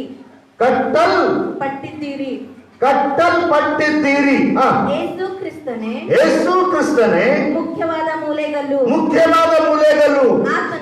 ಆತನಲ್ಲಿ ಕಟ್ಟಡದ ಎಲ್ಲಾ ಭಾಗಗಳು ಒಂದಕ್ಕೊಂದು ಹೊಂದಿಕೆಯಾಗಿ ಕಟ್ಟಡವು ವೃದ್ಧಿಯಾಗುತ್ತಾ ಕರ್ತನಲ್ಲಿ ಪರಿಶುದ್ಧ ದೇವಾಲಯವಾಗುತ್ತದೆ. ಆತನಲ್ಲಿ ನೀವು ಸಹ ಪವಿತ್ರಾತ್ಮನ ಮೂಲಕವಾಗಿ ದೇವರಿಗೆ ನಿವಾಸ ಸ್ಥಾನವಾಗುವುದಕ್ಕಾಗಿ ನಮ್ಮ ಸಂಗಡ ಕಟ್ಟಲ್ಪಡುತ್ತಾ ಇದ್ದೀರಿ. ಇವತ್ತಿನ ಸಂದೇಶ ನೀವು ದೇವರ ಆಲಯವಾಗಿರಕ ಕಟ್ಟಲ್ಪಡ್ತಾ ಇದ್ದೀರಿ. ಇದು ದೇವರ ಆಲಯ ಅಲ್ಲ. ಈ ಕಟ್ಟಿದ ಕಟ್ಟಡ ದೇವರ ಆಲಯ ಅಲ್ಲವೇ ಅಲ್ಲ. ಇದು ಕೇವಲ ನಮ್ಮ ಆಶ್ರಯಕ್ಕಾಗಿ, ಬಿಸಿಲು, ಗಾಳಿ, ಮಳೆ, ಚಳಿ ಯಾವುದೇ ಮುಟ್ಟದ ಹಾಗೆ ನಾನು ಸ್ವಲ್ಪ ದೇವರನ್ನು ಸ್ತುತಿಸುವುದಕ್ಕಾಗಿ ಇರುವಂತ ಸ್ಥಳ ಇದು. ಅದು ದೇವರು ಇಲ್ಲಿ ವಾಸ ಮಾಡ್ಲಿಕ್ಕೆ ಇಷ್ಟಪಡ್ತಾ ಇಲ್ಲ. ದೇವರು ಮನುಷ್ಯರು ವಾಸ ಮಾಡ್ಲಿಕ್ಕೆ ಇಷ್ಟಪಡ್ತಾ ಇದ್ದಾನೆ. ಆಮೇನ್, ಆಮೇನ್, ಆಮೇನ್, ಆಮೇನ್. ಒಂದು ಪ್ರಶ್ನೆ ಕೇಳ್ತೇನೆ, ಪರಲೋಕ ಎಲ್ಲಿದೆ? ಪರಲೋಕ ಎಲ್ಲಿದೆ? ಅನುಮಾನ. ಪರಲೋಕ ಎಲ್ಲಿದೆ? ಯಾರು ನೋಡ್ಯಾರ? ಪರಲೋಕ ಎಲ್ಲಿದೆ? ಯಾರು ಸತ್ತು ಬಂದು ಹೇಳೋದಕ್ಕಿಲ್ಲ ಅದ ಪರಲೋಕ ಅಂತ? ಸತ್ತವರೆಲ್ಲ ಕಡೆ ಹೋಗಿ ನನಗೆ ಹೇಳೋರು ಯಾರು? ಅಲ್ಲೋ, ಪರಲೋಕ ಎಲ್ಲಿದೆ? ಒಂದು ರಾಗ ಹಾಡ್ತಾ ಇದ್ರು, ಪರಲೋಕ ಎಷ್ಟು ಚಂದ ಹೋಗುಲಾಕೆ. ನೀವು ಕೇಳಿಲ್ಲ ರಾಗ? ಪರಲೋಕ ಎಷ್ಟು ಚಂದ ಹೋಗಲಾಕೆ, ಪರಲೋಕ ಎಷ್ಟು ದೂರ. ಕೆಲವರಿಗೆ ಪರಲೋಕ ದೂರ ಇದೆ, ಪರವಾಗಿಲ್ಲ. ನೀನು ದೂರ ಇದ್ದೀವಿ ಪರವಾಗಿಲ್ಲ, ದೇವರಿಂದ ದೂರ ಇದ್ದೀವಿ ಪರವಾಗಿಲ್ಲ. ಆದ್ರೆ ದೇವರೇ ನಿನ್ನ ಹತ್ರ ಬಂದು ನಿನ್ನಲ್ಲಿ ಪರಲೋಕ ರಾಜ್ಯ ಸ್ಥಾಪನೆ ಮಾಡ್ತಾ ಇದ್ದಾನೆ. ಇದ್ದೀರಾ? ಸ್ವಲ್ಪ ಕೈ ಎತ್ತಿದ್ದೆ, ದೇವರಿಗೆ ಸ್ತೋತ್ರ ಹೇಳಿ. ಪರಲೋಕಕ್ಕೆ ನೀ ಹೋಗಬೇಕಾಗಿಲ್ಲ, ಪರಲೋಕ ನಿನ್ನನ್ನು ಹುಡ್ಕೊಂಡು ಬರ್ತಾ ಇದೆ. ದೇವ್ರ ರಾಜ್ಯಕ್ಕೆ ನೀ ಹೋಗಬೇಕಾಗಿಲ್ಲ, ದೇವ್ರ ರಾಜ್ಯ ನಿನ್ನನ್ನು ಹುಡ್ಕೊಂಡು ಬರ್ತಾ ಇದೆ. ಯಾರಿಗಾದ್ರೂ ಅನುಮಾನ ಇದೆ? ಲೂಕನ ಸುವಾರ್ತೆ 17ನೇ ಅಧ್ಯಾಯ 20ನೇ ವಚನ ಓದ್ ನೋಡಿ. 20-21ನೇ ವಚನ. ಅನುಮಾನ ಇದ್ದವರು ಲೂಕನ ಸುವಾರ್ತೆ 17ನೇ ಅಧ್ಯಾಯ ವಚನ 20-21. ದೇವರ ರಾಜ್ಯವು ಯಾವಾಗ ಬರುವುದೆಂದು, ಅಲ್ಲೋ, ದೇವರ ರಾಜ್ಯವು ಯಾವಾಗ ಬರುವುದೆಂದು ಫರಿಸಾಯರು ಆತನನ್ನು ಕೇಳಿದಾಗ ಅವರಿಗೆ, ದೇವರ ರಾಜ್ಯವು ಯಾವಾಗ ಬರ್ತದೆ? ಇದ್ದೀರೆ? ಇಲ್ಲೇ ಇದ್ದೆ, ಒಂದು ಸ್ವಲ್ಪ ಕೈಯ ಕೇಳಿ ನಾ ಇಲ್ಲೇ ಇದ್ದೆ, ಇಲ್ಲೇ ಹೋಗಿಲ್ಲ ಅಂತ. ಯಾಕಂದ್ರೆ ನನ್ ಸ್ವಲ್ಪ ಕಣ್ಣು ದೂರದಿಂದ ಕಾಣಿಸೋದು, ಹತ್ರ ಬಂದ್ರೆ ಕಾಣಿಸ್ತದೆ. ಇದ್ದೀರೆ? ದೇವರ ರಾಜ್ಯ ಯಾವಾಗ ಬರ್ತದೆ? ಕಾರಣ ಗೊತ್ತದ? ಹಳೆ ಬಡಬಡಿಕೆಯನ್ನು ಇಸ್ರಾಯೇಲ್ ಹೇಳ್ತಾ ಇದ್ರು, ದೇವರ ರಾಜ್ಯ ಬರ್ತದೆ, ನೀತಿ ರಾಜ್ಯ ಬರ್ತದೆ, ಸಮಾಧಾನದ ರಾಜ್ಯ ಬರ್ತದೆ, ಓ ಲೋಕದ ಸಮಾಧಾನ ತುಂಬುತ್ತದೆ ಅಂತ. ಆವಾಗ ಎಲ್ಲಾ ಫರಿಸಾಯರು, ಎಲ್ಲಾ ಶಾಸ್ತ್ರಿಗಳು, ಎಲ್ಲಾ ಸದ್ದುಕಾಯರು, ಎಲ್ಲಾ ವೇದ ಪಂಡಿತರು ಓಡ್ತಾ ಇದ್ರು, ಪರಲೋಕ ರಾಜ್ಯ ಬರ್ತಂತ, ಪರಲೋಕ ರಾಜ್ಯ ಬರ್ತದ, ಎಲ್ಲಿ ಬರ್ತದ, ಎಲ್ಲಿ ಬರ್ತದ, ಎಲ್ಲಿ ಬರ್ತದ ಹುಡುಕ್ತಾ ಇದ್ರು. ಅವ್ರ ಮ್ಯಾಕ್ ಒಂದು ನೋಡ್ಲಂದ್ರೆ ಎಲ್ಲಿಂದ ಬರ್ತ ಪರಲೋಕ ರಾಜ್ಯ ಅಂತ. ಅದು ಬಂದು ಇವ್ರು ಜೋಬನಿಗೆ ಕುಂತು. ಒಬ್ಬರಿಗೂ ಸ್ತೋತ್ರ ಹೇಳಿಲ್ಲ. ಪರಲೋಕ ರಾಜ್ಯ ಬಂದು ಮೊದಲಾಗಿದೆ, ಅದು ಪರಲೋಕ ರಾಜ್ಯ ನೋಡ್ತಾ ಇಲ್ಲ. ಯಾವಾಗ ಪರಲೋಕ ರಾಜ್ಯ ಪರಿಸರ ಹತ್ರ ಬಂತು, ಪರಲೋಕ ರಾಜ್ಯ ಮನುಷ್ಯನ ಒಳಗಡೆ ಬಂತು, ಅದು ಮನುಷ್ಯನ ಪೂರ್ಣ ಹೇಳಲಿಲ್ಲ. ಮತ್ತಾಯನ ಸುವಾರ್ತೆ 3ನೇ ಅಧ್ಯಾಯ ವಚನ 1ರಿಂದ 2-3 ನೋಡುವಾಗ ಹೇಳ್ತದೆ, ಯಾವಾಗ ಪರಲೋಕ ರಾಜ್ಯ, ಯಾವಾಗ ಪರಲೋಕ ರಾಜ್ಯ ಎಲ್ಲಿ? ಓದಿ. ಆ ದಿನಗಳಲ್ಲಿ ಸ್ನಾನಿಕನಾದ ಯೋಹಾನನು, ಪರಲೋಕ ರಾಜ್ಯವು ಸಮೀಪವಾಯಿತು. ಏನಾಯ್ತು? ಯಾರಿಗೆ ಗೊತ್ತಾಯ್ತು ಪರಲೋಕ ರಾಜ್ಯ ಹೊಂಟದಂತ? ಪರಲೋಕ ರಾಜ್ಯ ಹೊಂಟದಂತ ಯಾರಿಗೆ ಗೊತ್ತಾಯ್ತು? ಫರಿಸಾಯರಿಗೆ ಗೊತ್ತಾಗಲಿಲ್ಲ, ಶಾಸ್ತ್ರಿ ಗೊತ್ತಾಗಲಿಲ್ಲ, ಸದ್ದುಕಾಯರಿಗೆ ಗೊತ್ತಾಗಲಿಲ್ಲ, ಆ ರೋಮ ಸಾಮ್ರಾಜ್ಯ ಗೊತ್ತಾಗ್ಲಿಲ್ಲ, ಅರಸನಿಗೆ ಗೊತ್ತಾಗ್ಲಿಲ್ಲ. ಆದ್ರೆ ಸ್ನಾನಿಕನಾದ ಯೋಹಾನಿಗೆ ಗೊತ್ತಾಯ್ತು, ಪರಲೋಕ ರಾಜ್ಯ ಬರ್ಲತ್ತದ, ಇಲ್ಲಿ ಅದ. ಎಲ್ಲಿ ಬರ್ಲತ್ತದ? ಎಲ್ಲಿ ಯೇಸು ಬರ್ತಾ ಇದ್ದಾನೋ ಅಲ್ಲಿ ಪರಲೋಕ ರಾಜ್ಯ ಬರ್ಲತ್ತದ. ಯಾರ ಮನೆಗೆ ಯೇಸು ಇಳಿತಾ ಇದ್ದಾನೋ ಅವ್ರ ಮನೆ ಪರಲೋಕ ರಾಜ್ಯ ಇಲ್ಲತ್ತದ. ಇನ್ನ ಅರ್ಥ ಆಗಿಲ್ಲ. ಪರಲೋಕ ರಾಜ್ಯ ನಿನ್ನ ಜೀವನದಲ್ಲಿ ಬರ್ತಾ ಇದೆ. ಪರಲೋಕ ರಾಜ್ಯ ನಿನ್ನ ಕುಟುಂಬದಲ್ಲಿ ಬರ್ತಾ ಇದೆ. ಪರಲೋಕ ರಾಜ್ಯ ನಿನ್ನ ಪಟ್ಟಣದಲ್ಲಿ ಬರ್ತಾ ಇದೆ. ಪರಲೋಕ ರಾಜ್ಯ ನಿನ್ನ ಓಣಿಯಲ್ಲಿ ಬರ್ತಾ ಇದೆ, ಪರಲೋಕ ರಾಜ್ಯ ನಿನ್ನಲ್ಲಿ ಬರ್ತಾ ಇದೆ. ಪಾಸ್ಟೇ ನೀವು ಇದೇನು ಹೇಳಿದ್ರಿ ಕರೆಯೋದಾಕರೆ ಅದು ಏನು ಕೆಂಪಗದನ, ಕರ್ರಗದನ, ಉದ್ದಕ್ಕದನ, ಅಡ್ಡಲ್ಕದನ? ನಾನೇನೋ ಒಬ್ಬರಿ ಪ್ರಶ್ನೆ ಕೇಳಿದೆ, ಪರಲೋಕ ರಾಜ್ಯ ಅದನ್ನ ಹಾ ಅದರ ಗೆಲ್ಲದೆ ಅದು ಅದು ಇನ್ನೊಂದು ಮಾತು ಹೇಳಕ್ಕೆ ಇಷ್ಟಪಡ್ತಾನೆ. ಪರಲೋಕ ರಾಜ್ಯ ಯಾರು ಅದ್ರ ಬಗ್ಗೆ ತಿಳ್ಕೊಂಡಿದ್ದಾರೋ ಅವ್ರಿಗೆ ಗೊತ್ತು ಪರಲೋಕ ರಾಜ್ಯ ಬಂದದ ಇಲ್ಲ. ಪರಲೋಕ ರಾಜ್ಯ ಯಾರಿಗೆ ಅರ್ಥ ಆಗ್ಯದ ಅವ್ರಿಗೆ ಗೊತ್ತು ಪರಲೋಕ ರಾಜ್ಯ.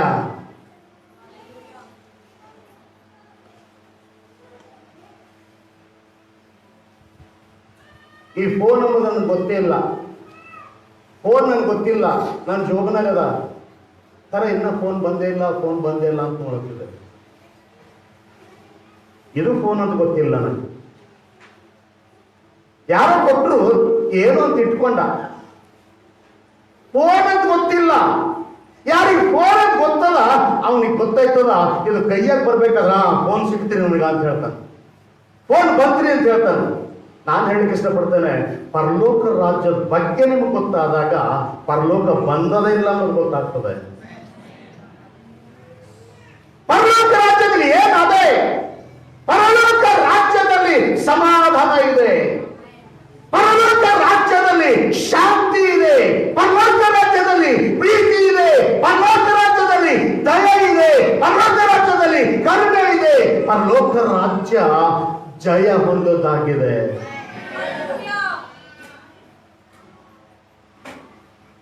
ಎಷ್ಟು ಮಂದಿ ಹೇಳ್ತೀರಾ ಪರಲೋಕ ರಾಜ್ಯ ನನ್ನಲ್ಲಿ ಬಂದಿದೆ ಅಂತ? ಬಂದೋ ಸ್ವಲ್ಪ ಕೈ ಅಂತ ಹೇಳಿ ಪರಲೋಕ ರಾಜ್ಯ ನನ್ನಲ್ಲಿ ಬಂದಿದೆ.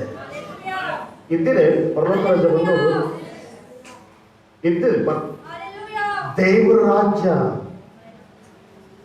ಯಾರ ಸಮಾಧಾನ ಬಂದದ? ನೀವು ಯೋಚನೆ ಮಾಡ್ರಿ, ನಿಮ್ಮೊಳಗೆ ಸಮಾಧಾನ ಬಂದದ, ನೀವು ಚಿಂತೆ ಮಾಡಬೇಕಾಗಿಲ್ಲ. ದೇವರ ರಾಜ್ಯನೇ ನಿನ್ನೊಳಗೆ ಸ್ಥಿರವಾಗಿ ನಿಂತದ. ಯಾವ ಪಾಪದಿಂದ ವಿಮುಕ್ತರಾಗಿದ್ದೀರಾ, ಶಾಪದಿಂದ ವಿಮುಕ್ತರಾಗಿದ್ದೀರಾ, ಪರಲೋಕ ರಾಜ್ಯ ನಿನ್ನೊಳಗೆ ಸ್ಥಾಪನೆ ಆಗಿದೆ. ಪರಲೋಕ ರಾಜ್ಯದಾಗ ಏನಿಲ್ಲ? ಪರಲೋಕ ರಾಜ್ಯದಾಗ ಮರಣ ಇಲ್ಲ. ಪರಲೋಕ ರಾಜ್ಯದ ಮರಣ ಇಲ್ಲ. ಯಾರು ಪರಲೋಕದಾಗ ಅವ್ರಿಗೆ ಮರಣ ಇಲ್ಲ. ಇವತ್ತು ನಿಮಗೆ ಮರಣ ಅದನ್ನ ಇಲ್ಲ.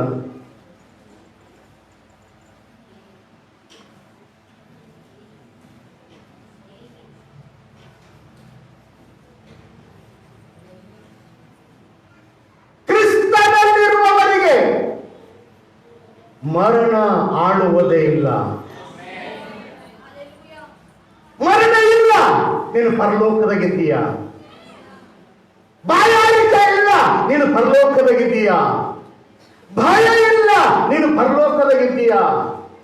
ಒಂದೇ ಶಬ್ದದ ಹೇಳಬೇಕಾದ್ರ ಭೂಲೋಕದಾಗ ನೀ ಏನು ಅನುಭವಿಸ್ತಾ ಇದ್ದಿ ಅದು ಪರಲೋಕದಾಗ ಯಾವುದೂ ಇಲ್ಲ. ಅದರ ವಿರುದ್ಧ ಇದೆ. ಇಲ್ಲಿ ಕಣ್ಣೀರಿದೆ, ಅಲ್ಲಿ ಕಣ್ಣೀರಿಲ್ಲ. ಇಲ್ಲಿ ದುಃಖ ಇದೆ, ಅಲ್ಲಿ ದುಃಖ ಇಲ್ಲ. ಇಲ್ಲಿ ಭಯ ಇದೆ, ಅಲ್ಲಿ ಭಯ ಇಲ್ಲ. ಇಲ್ಲಿ ಮರಣ ಇದೆ, ಅಲ್ಲಿ ಮರಣ ಇಲ್ಲ. ಇಲ್ಲಿ ಹುಟ್ಟುವಿಕೆ ಇದೆ, ಅಲ್ಲಿ ಹುಟ್ಟುವಿಕೆ ಇಲ್ಲ. ಇಲ್ಲಿ ಯಾವ್ದು ನೋಡ್ತೀವಿ, ಅಲ್ಲಿ ಅದು ಯಾವುದೂ ಇಲ್ಲ.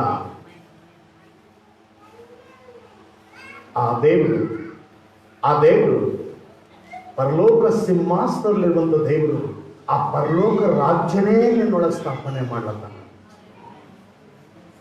ಎಷ್ಟು ಮಂದಿ ಹೇಳ್ತೀರ ಪರಲೋಕ ರಾಜ್ಯ ಸ್ಥಾಪಿಸಲ್ಪಡ್ತಾ ಇದೆ? ಸಭೆ ಹೇಳುವಾಗ, ಕ್ರೈಸ್ತ ದೇವಾಲಯ ಎಂಬುದಾಗಿ ಹೇಳುವಾಗ, ಅಲ್ಲೋ ಇದೇನು ಕೂತಿರಲ್ಲ, ಏನು ಕೂತಿರಲ್ಲ, ನೀವು ಒಬ್ಬೊಬ್ರು ಸಮಾಧಾನ ಹೊಂದಿದಿರಲ್ಲ, ನೀವು ಒಬ್ಬೊಬ್ರು ಜಯ ಗಳಿಸಿದಿರಲ್ಲ, ಅಲ್ಲೋ ಪರಲೋಕ ದೇವಾಲಯ ನೀವೇ ಆಗಿದ್ದೀರಾ. ಪರಲೋಕದಲ್ಲಿ ಪತ್ರ ಇರ್ತದೆ, ನೀವು ದೇವರ ಆಲಯವಾಗಿದ್ದೀರೆಂದು, ದೇವರ ಆತ್ಮನು ನಿಮ್ಮಲ್ಲಿ ವಾಸ ಮಾಡ್ತಾನೆಂದು ನಿಮಗೆ ಗೊತ್ತಿಲ್ಲವೋ? ಯಾವನಾದರೂ ದೇವರ ಆಲಯವನ್ನು ಕೆಡಿಸಿದರೆ ದೇವರು ಅವನನ್ನು ಕೆಡಿಸುವನು.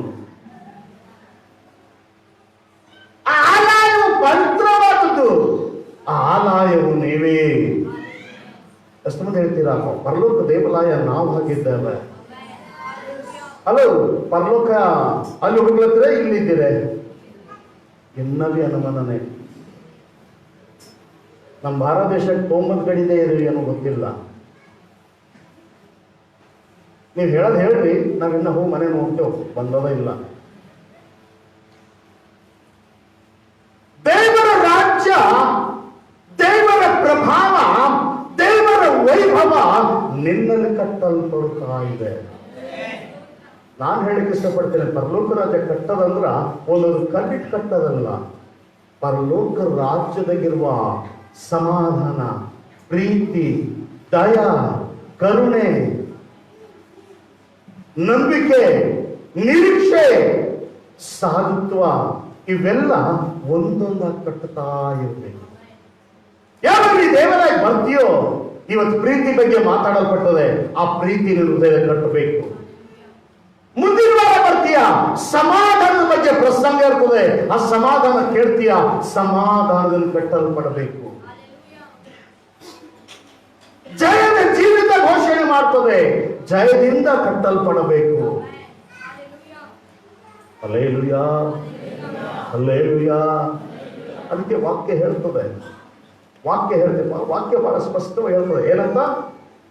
ಎಫೆಸ್ಯ 2:22 ವಚನ 22 ಒಂದೇ ಓದಿ. ಆತನಲ್ಲಿ ನೀವು ಸಹ ಜರ ಬಾಜುದಲ್ಲಿ ಕೈ ಕೊಟ್ಟು ಹೇಳ್ತೀರಾ, ಆತನಲ್ಲಿ ನೀವು ಸಹ. ಯಾರು? ಅವರ ನೀವ? ಆತನಲ್ಲಿ ನೀವು ಸಹ ಪವಿತ್ರಾತ್ಮನ ಮೂಲಕವಾಗಿ ದೇವರಿಗೆ ನಿವಾಸ ಸ್ಥಾನವಾಗುವುದಕ್ಕಾಗಿ ನಿವಾಸ ಸ್ಥಾನ. ಯಾರಿಗೆ?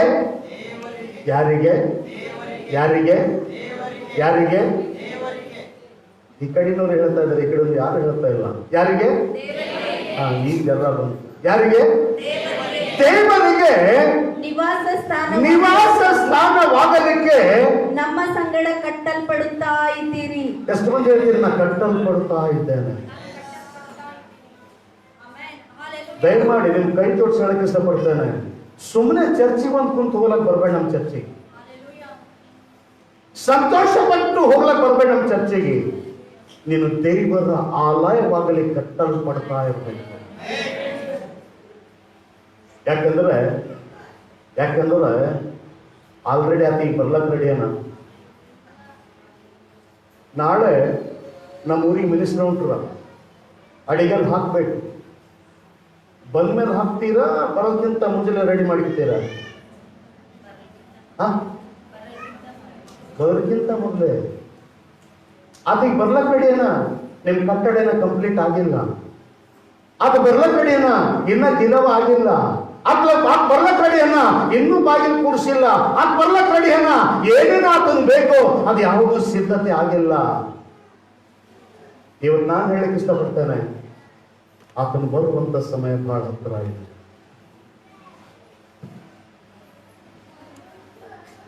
ಬಹಳ ಹತ್ರ ಇದೆ. ನೀವು ಯಾರು ಆತನ ಅಂಗೀಕಾರ ಮಾಡ್ತೀರೋ ಅವ್ರ ಮಧ್ಯದಲ್ಲಿ ಮಾತ್ರ ಆತನು ವಾಸ ಮಾಡ್ತಾನೆ. ಒಂದು ವಾಕ್ಯ ಓದಿ ನಾನು ಮುಗಿಸ್ಲಿಕ್ಕೆ ಇಷ್ಟಪಡ್ತೇನೆ. ಮೊದಲನೇ ಪೇತ್ರ 2ನೇ ಅಧ್ಯಾಯ. ಮೊದಲನೇ ಪೇತ್ರ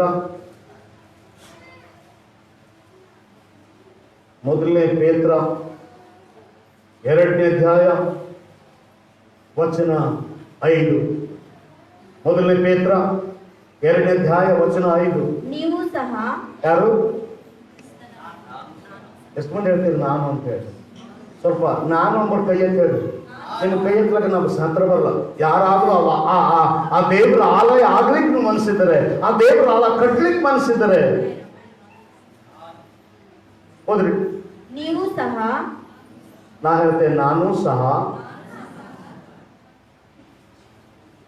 ಇನ್ನೊಬ್ರಿಗೆ ಹೇಳ್ತೇನೆ, ನೀವು ಹೇಳ್ಕೊಳತ್ತಿದೆ. ಇನ್ನೊಬ್ರಿಗೆ ಹೇಳ್ತೇನೆ, ನೀವು ಹೇಳ್ಕೊಳತ್ತಿದೆ. ಏನಂತ? ನಾನು ಸಹ ಜೀವವುಳ್ಳ ಕಲ್ಲುಗಳಾಗಿದ್ದು ಆತ್ಮ ಸಂಬಂಧವಾದ ಮಂದಿರವಾಗಲಿಕ್ಕೆ ಕಟ್ಟಲ್ಪಡುತ್ತಾ ಇದ್ದೇನೆ. ಎಷ್ಟು ಮಂದಿ ಹೇಳ್ತೀರ ನಾನು ಕಟ್ಟಲ್ಪಡ್ತಾ ಇದ್ದೇನೆ? ಕಟ್ಟಲಿಕ್ಕೆ ಮನಸ್ಸಿದ್ರೆ ಹೇಳು, ನಾನು ಕಟ್ಟಲ್ಪಡ್ತಾ ಇದ್ದೇನೆ. ದೇವರ ವಾಸ ಮಾಡುವ ಸ್ಥಳ ನನ್ನಲ್ಲಿ ಕಟ್ಟಬೇಕು, ಇಲ್ಲೆಲ್ಲ. Hallelujah, hallelujah, hallelujah, hallelujah. ಕೆಲವರು ಹೇಳ್ತಾರೆ, ಸಾವಿರೇ ನಾವು ಗುಡಿ ಭಾಳ ಭಾರಿ ಕಟ್ಸಿದ್ದೀರಿ, ಇದು ಸ್ವಂತ ನನ್ನ ರೊಕ್ಕಲ್ಲಿ ಕಟ್ಟಿನ ನೋಡ್ರಿ. ಆದ್ರೆ ದೇವ್ರು ಹೇಳ್ತಾನ ಒಂದಿನ ಬರ್ತೇನೆ ನಾನು, ಆಕಾಶ ಹೆಂಗ್ ಸುರುಳಿ ಚಾಪಿ ಹೆಂಗ್ ಸುತ್ತೆ, ಭೂಮಿ ಗುಡ್ಡ ಬೆಟ್ಟಗಳು ಚೆದರಿ ಹೋಗು, ಚಲಿಸುವವು. ಇದು ತಾನೇ ಹೋಯ್ತು ಅಂದ್ ಬಿಟ್ಕೊಟ್ಟು. ದೇವರಾಲಯ ಇಲ್ಲೆಲ್ಲ, ದೇವರ ಆಲಯ ನಿಮ್ಮ ಒಳಗಡೆ ಸ್ಥಾಪಿಸಲ್ಪಡಬೇಕು. ದೇವರ ಆಲಯ ನಿಮ್ಮ ಜೀವನದಲ್ಲಿ ಸ್ಥಾಪಿಸಲ್ಪಡಬೇಕು. ನಿಮಗೊಂದು ಗೊತ್ತಿರಲಿ, ನಿಮಗೆ ವಾಕ್ಯ ಅರ್ಥ ಆಗುತ್ತದೆ ಗೊತ್ತಿಲ್ಲ, ನಿಮ್ಗೊಂದು ಗೊತ್ತಿರಲಿ, ದೇವರ ಪರಿಶುದ್ಧ ಆಲಯ ನಿನ್ನ ಒಳಗಡೆ ಇದೆ. ದೇವರ ನಿವಾಸ ನಿನ್ನ ಒಳಗಡೆ ಇದೆ. ಜೀವವುಳ್ಳ ಕಲ್ಲುಗಳಾಗಿದ್ದು ದೇವರ ಮಂದಿರವಾಗಲಿಕ್ಕೆ ಕಟ್ಟಲ್ಪಡುತ್ತಾ ಇದ್ದೀರಿ. ಆಮೇಲೆ ಕಲ್ಲಿನ ಕಟ್ಟಲತ್ತಿಲ್ಲ, ಒಂದೊಂದು ವಾಕ್ಯದಲ್ಲಿ ಕಟ್ಟಲ್ಪಡ್ತಾ ಇದೆಯಾ. ಈ ವಾರ ಒಂದು ವಾಕ್ಯ, ಮುಂದಿನ ವಾರ ಒಂದು ವಾಕ್ಯ, ಮತ್ತೊಂದಿನ ಒಂದು ವಾಕ್ಯ, ಮತ್ತೊಂದಿನ ಒಂದು ವಾಕ್ಯ, ಒಂದೊಂದು ವಾಕ್ಯದಿಂದ ಕಟ್ಟಲ್ಪಡುತ್ತಾ ದೇವರ ಮಂದಿರವಾಗಲಿಕ್ಕೆ ನಾವೆಲ್ಲರೂ ಸೇರಿ ಬರಬೇಕಾಗಿದೆ. ಎಲ್ಲಿ ಎಲ್ಲಿ ಇಬ್ಬರಾಗ್ಲಿ, ಎಲ್ಲಿ ಇಬ್ಬರಾಗ್ಲಿ, ಮೂವರಾಗ್ಲಿ ನನ್ನ ಹೆಸರಿನಲ್ಲಿ ಸೇರಿ ಬರ್ತೀರೋ ಅಲ್ಲಿ ನಾನು ಇರ್ತೇನೆ. ವಾಕ್ಯದಲ್ಲಿ ಪದೇ ಪದೇ ನೋಡುವಾಗ ನನಗೆ ಕಾಣಿಸ್ತಿತ್ತು, ನನಗೆ ಕಂಡಿದ್ದು ಏನು ಗೊತ್ತಾ, ದೇವರು ಎಲ್ಲೂ ಇರ್ಲಕ್ಕೆ ಇಷ್ಟಪಡ್ತಲ್ಲ, ದೇವದೂತರ ಮಧ್ಯದಾಗ ಇರ್ಲಕ್ಕೆ ಇಷ್ಟಪಡ್ತಾ ಇಲ್ಲ, ಮನುಷ್ಯರ ಮಧ್ಯದಾಗ ಇರ್ಲಕ್ಕೆ ಇಷ್ಟಪಡ್ಲತ್ತಾನ, ಮನುಷ್ಯರಲ್ಲಿ ವಾಸ ಮಾಡಕ್ಕೆ ಇಷ್ಟಪಡ್ಲತ್ತಾನ. ಆದ್ರೆ ದೇವರು ಮನುಷ್ಯ ಹುಡ್ಕೊಂಡು ಬರ್ತಾ ಇದ್ದಾನೆ, ಆದ್ರೆ ಮನುಷ್ಯ ಕತ್ತಿ ಹುಡ್ಕೋತ ನಡೆದಿದ್ದಾನೆ. ಅರ್ಥ ಆಗಿಲ್ಲ. ದೇವರು ಮನುಷ್ಯ ಹುಡ್ಕೊಂಡು ಬರ್ತಾ ಇದ್ದಾನೆ, ಆದ್ರೆ ಮನುಷ್ಯ ಕತ್ತಿ ಹೊಡ್ಕೊಂಡು ಬರ್ತಾ ಇದ್ದಾನೆ. ಅರ್ಥ ಆಗಿಲ್ಲ. ಬಂದಿಲ್ಲ. ಸೌಲ ರಾಜ್ಯ ಕಟ್ಟಂದಾಗ ದೇವರು ಸೌಲ ನೋಡ್ತಾ ಇದ್ದ, ಆದ್ರೆ ಸೌಲ ಅವ್ರ ಅಪ್ಪನ ಕತ್ತಿ ಕಾಲು ಅಂತ ಕತ್ತಿ ಹುಡುಕ್ಲಕ್ ಹೋಗ್ತಾ ಇದ್ದ. ಇದ್ದೀರಿ ಐತಿ. ದೇವರು ನಿನ್ನನ್ನು ನೋಡ್ತಾ ಇದ್ದಾನೆ, ನಿನ್ನ ಹುಡುಕ್ತಾ ಇದ್ದಾನೆ, ಆದ್ರೆ ನೀ ಏನ್ ಹುಡುಕ್ತಾ ಇದೆ ಗೊತ್ತಿಲ್ಲ. ದೇವರು ನಿನ್ನನ್ನು ಪ್ರೀತಿ ಮಾಡ್ತಾ ಇದ್ದಾನೆ, ನಿನ್ನ ಮಧ್ಯೆ ವಾಸ ಮಾಡಕ್ಕೆ ಇಷ್ಟಪಡ್ತಾ ಇದ್ದಾನೆ, ನೀ ಏನ್ ಪ್ರೀತಿ ಮಾಡ್ತೀವ ಗೊತ್ತಿಲ್ಲ.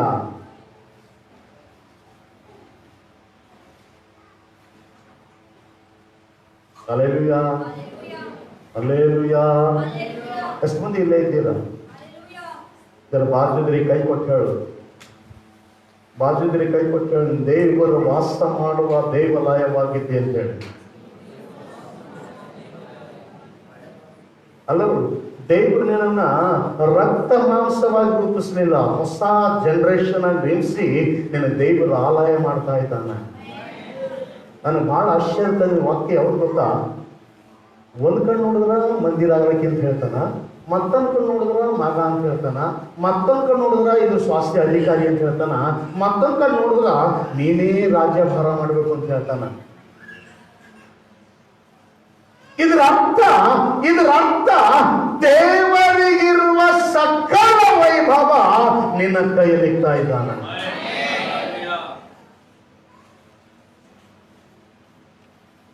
ಒಬ್ಬ ತಂದೆ ತನ್ನ ಮಗನಿಗೆ ತನ್ನ ಆಸ್ತಿಯೆಲ್ಲ ಒಪ್ಪಿಸ್ತಾನೆ. ಯಾವಾಗ ಒಪ್ಪಿಸ್ತಾನ ಸುರೇಶ್? ಯಾವಾಗ ಒಪ್ಪಿಸ್ತಾನ? ತನ್ನ ತಂದೆ ತನ್ನ ಮಗನಿಗೆ ಎಲ್ಲ ಒಪ್ಪಿಸ್ತಾನ. ಯಾವಾಗ ಒಪ್ಪಿಸ್ತಾನ ಅಂದ್ರ ಯಾವಾಗ ತಂದೆ ವಯಸ್ಸಾಗಿ ಕೂಡ್ಬಿಡಕ್ ಸ್ಟಾರ್ಟ್ ಆಯ್ತದ ಅವಾಗಂತ ಮಗ ನನಗರ ಮಾಡಕ್ ಆಗದು, ಈ ಮುಂದಿನ ಮನೆ ಮಾರು ಕಾರ್ಬಾರು ರೊಕ್ಕ ರೂಪಾಯಿ ದುಕಾನು ವ್ಯವಹಾರ ಎಲ್ಲ ನೀನೆ.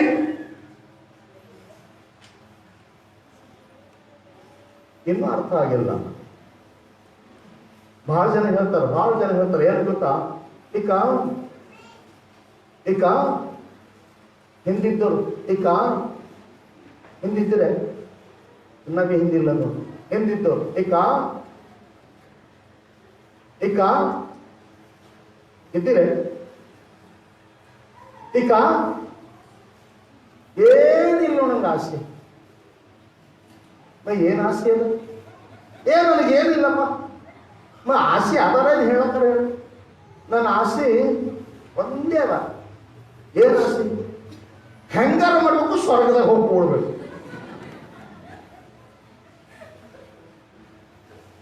ಏನ್ ಮಾಡ್ಬೇಕು? ದೇವ್ರ ಸ್ವರ್ಗದಾಗ ಹೋಗಿ ಕೂಡಕ್ ಇಷ್ಟಪಡ್ತಾ ಇಲ್ಲ, ನಿನ್ನನ್ನೇ ಸ್ವರ್ಗವಾಗಿ ರೂಪಿಸ್ಲಕ್ ಇಷ್ಟಪಡ್ತಾ ಇಲ್ಲ. ಒಬ್ಬರು ಚಪ್ಪಾಳೆ ತಟ್ಟಿರೋದು. ನೀ ಸ್ವರ್ಗದಾಗ ಹೋಗಬೇಕಾಗಿಲ್ಲ, ನಿನ್ನನ್ನೇ ಸ್ವರ್ಗವಾಗಿ ಮಾಡ್ತಾ ಇದ್ದಾನೆ. ಇದ್ದೀರಿ ಇಲ್ಲಿ? ನಿಮ್ಮ ವಾಕ್ಯ ಗೊತ್ತಾಗ್ತದೆ. ಎಷ್ಟು ಮಂದಿ ಸ್ವರ್ಗ ಹೋಗ್ಲಕ್ಕ ಆಸೆ? ಸ್ವರ್ಗಕ್ಕೆ ಹೋಗೋಣ ಎಷ್ಟು ಮಂದಿ ಇದ್ರಿ? ಜಗ್ಗಾಗಿರ್ತಾರೆ ಸ್ವರ್ಗಕ್ಕೆ ಹೋಗೋದು ಯಾರಿಲ್ಲ. ಗುಡಿಗೆ ಒಂದು ದಂಡ. ಈ ಕಡೆ ಯಾರು ಸ್ವರ್ಗಕ್ಕೆ ಹೋಗ್ತೀರಾ? ಹೋಗ್ಬೇಕಾ ಇಲ್ಲ? ಹೋಗ್ಬೇಕು. ಅವ ಈ ಕಡೆ, ನೀವು ಆ ಕಡೆ. ಇದೇ ಕನ್ಫ್ಯೂಸ್. ಬಹಳ ಜನರಿಗೆ ಇದೇ ಕನ್ಫ್ಯೂಸ್. ದೇವರು ಆತನ ಯೋಚನೆ, ಆತನ ಉದ್ದೇಶ ನೋಡಿದಾಗ ನಾ ಹೇಳ್ತೆ, ಮನುಷ್ಯನ ಜ್ಞಾನ ನಡೆಯಲ್ಲ. ದೇವ್ರು ಎಷ್ಟು ಪ್ರೀತಿ ಮಾಡತಾನ, ಬರೀ ಪಾಪದ ಒಂದೇ ಪ್ರೀತಿ ಮಾಡಿಲ್ಲ, ತನಗಿರುವ ಸಕಲ ವೈಭವ ನಿನಗೆ ಕೊಡ್ಲಕ್ಕೆ ಇಷ್ಟಪಡ್ಲತ್ತಾನ. ತನಗಿರುವ ಸಕಲ ತೋರೆತನ ನಿನಗೆ ಕೊಡ್ಲಕ್ಕೆ ಇಷ್ಟಪಡ್ಲತ್ತಾನ. ತನಗಿರುವ ಸಕಲ ಪ್ರಭಾವ, ಮಾನ, ಮಹಿಮೆ, ಅಧಿಕಾರ, ದೊರೆತನ ಎಲ್ಲಾ ನಿನ್ನ ಕೈಯಿಂದ ಕೊಡ್ಲಕ್ಕೆ ಇಷ್ಟಪಡ್ಲತ್ತಾನ. ಯೇಸು ಪೇತ್ರನಿಗೆ ಅದೇ ಹೇಳ್ತಾನೆ, ಪೇತ್ರ, ಪರಲೋಕದಲ್ಲಿಯೂ ಭೂಲೋಕದಲ್ಲಿಯೂ ಪಾತಾಳ ಲೋಕದಲ್ಲಿಯೂ ಎಲ್ಲಾ ಅಧಿಕಾರ ನನಗೆ ಕೊಡಲ್ಪಟ್ಟಿದೆ. ಮೂರು ಲೋಕದ ಬೀಗದ ಕೈ ನನ್ನ ಕೈಯಲ್ಲವೇ, ಅದನ್ನ ನಾನೇನು ಕೊಡ್ತಾ ಇದ್ದೆ. ಇದರ ಅರ್ಥ ನೀ ಸ್ವರ್ಗಕ್ಕೆ ಹೋಗಕ್ ಬೇಕಾಗಿಲ್ಲ, ಸ್ವರ್ಗವೇ ನಿನ್ನನ್ನು ಹುಡ್ಕೊಂಡು ಬರ್ತಾ ಇದೆ. ದೇವ್ರ ರಾಜ್ಯನೇ ನಿನ್ನನ್ನು ಹುಡ್ಕೊಂಡು ಬರ್ತಾ ಇದೆ. ದೇವ್ರ ಮಹಿಮೆ ನಿನ್ನನ್ನು ಹುಡ್ಕೊಂಡು ಬರ್ತಾ ಇದೆ. ಎಷ್ಟು ಮಂದಿ ಹೇಳ್ತೀರಾ ದೇವ್ರ ಮಹಿಮೆ ನನ್ನನ್ನು ಹುಡ್ಕೊಂಡು ಬರ್ತಾ ಇದೆ ಅಂತ? Hallelujah, hallelujah. ಎಷ್ಟು ಜನ ಇಲ್ಲೇ ಇದ್ದೀರಾ? ಎಷ್ಟು ಜನ ಇಲ್ಲೇ ಇದ್ದೀರಾ? ಕೆಲವರು ಮಾತ್ರ ಇದ್ರೆ, ಎಲ್ಲರೂ ಹೊರಗೆ ಹೋಗಿದ್ದೀರಾ. ನೀರು ಹುಡ್ಕೊಂಡು ಹೋಗಲು ಬರಬೇಡ, ಅದನ್ನ ಹುಡ್ಕೊಂಡು ಬರ್ತಾ ಇದ್ದಾರೆ. ಆ ಕೊಟ್ಟದ್ದನ್ನ ನೀನು ಕಟ್ಟುತ್ತಾ ಹೋಗ್ತಾ ಇರ್ಬೇಕು. ವಾಕ್ಯ ಒಂದು ಸಿಗ್ತಾ ಕಟ್ಟದು ಇಲ್ಲ, ಅದರ ತಕ್ಕ ನಾನು ಜೀವಿಸ್ಬೇಕು. ಕೆಲವರಿಗೆ ವಾಕ್ಯ ಬೇಕಾಗಿಲ್ಲ, ಯಾವಾಗೂ ಬರೀ ಜಪ್ ಮಾಡಿದ್ರೆ ಸಾಕು. ವಾಕ್ಯ ಎಲ್ಲೇ ಕಿರೋದು, ದೇವರೆಲ್ಲೇ ಕಿರೋದು. ಬರೀ ಪ್ರಾರ್ಥನೆ ಸಾಲದು. ನೀನು ಕಟ್ಟಲ್ಪಡಬೇಕಾದದ್ದು ದೇವರ ಸಂಕಲ್ಪದ ಚಿತ್ತದಲ್ಲಿ. ದೇವ್ರ ಉದ್ದೇಶ ಏನದ? ದೇವ್ರ ನಮ್ಮನ್ನು ಯಾಕೆ ಕರಿತಾ ಇದ್ದಾನೆ? ಯಾಕೆ ನಮ್ಮನ್ನು ನೇಮಿಸ್ತಾ ಇದ್ದಾನೆ? ಯಾಕೆ ನಮ್ಮನ್ನು ಪ್ರೀತಿಸ್ತಾ ಇದ್ದಾನೆ? ಆತನ ರಾಜ್ಯ ಇಲ್ಲಿ ಸ್ಥಾಪನೆ ಆಗ್ಬೇಕು. ಎಷ್ಟು ಮಂದಿ ಪರಲೋಕ ಪ್ರಾರ್ಥನೆ ಬರ್ತದೆ? ಪರಲೋಕ ಪ್ರಾರ್ಥನೆ ಹೇಳಕ್ ಬರೋದು ಸ್ವಲ್ಪ ಕೈ ಎತ್ತಿ. ಪರಲೋಕ ಪ್ರಾರ್ಥನೆ ಹೇಳಕ್ ಬರೋದು ಹೇಳ್ತಾರೆ. ಅಷ್ಟು ಹೇಳ್ತೀರಿ ಪರಲೋಕ ಪ್ರಾರ್ಥನೆ? ಸ್ವಲ್ಪ ಎದ್ದಿಂತ ಹೇಳ್ರಿ.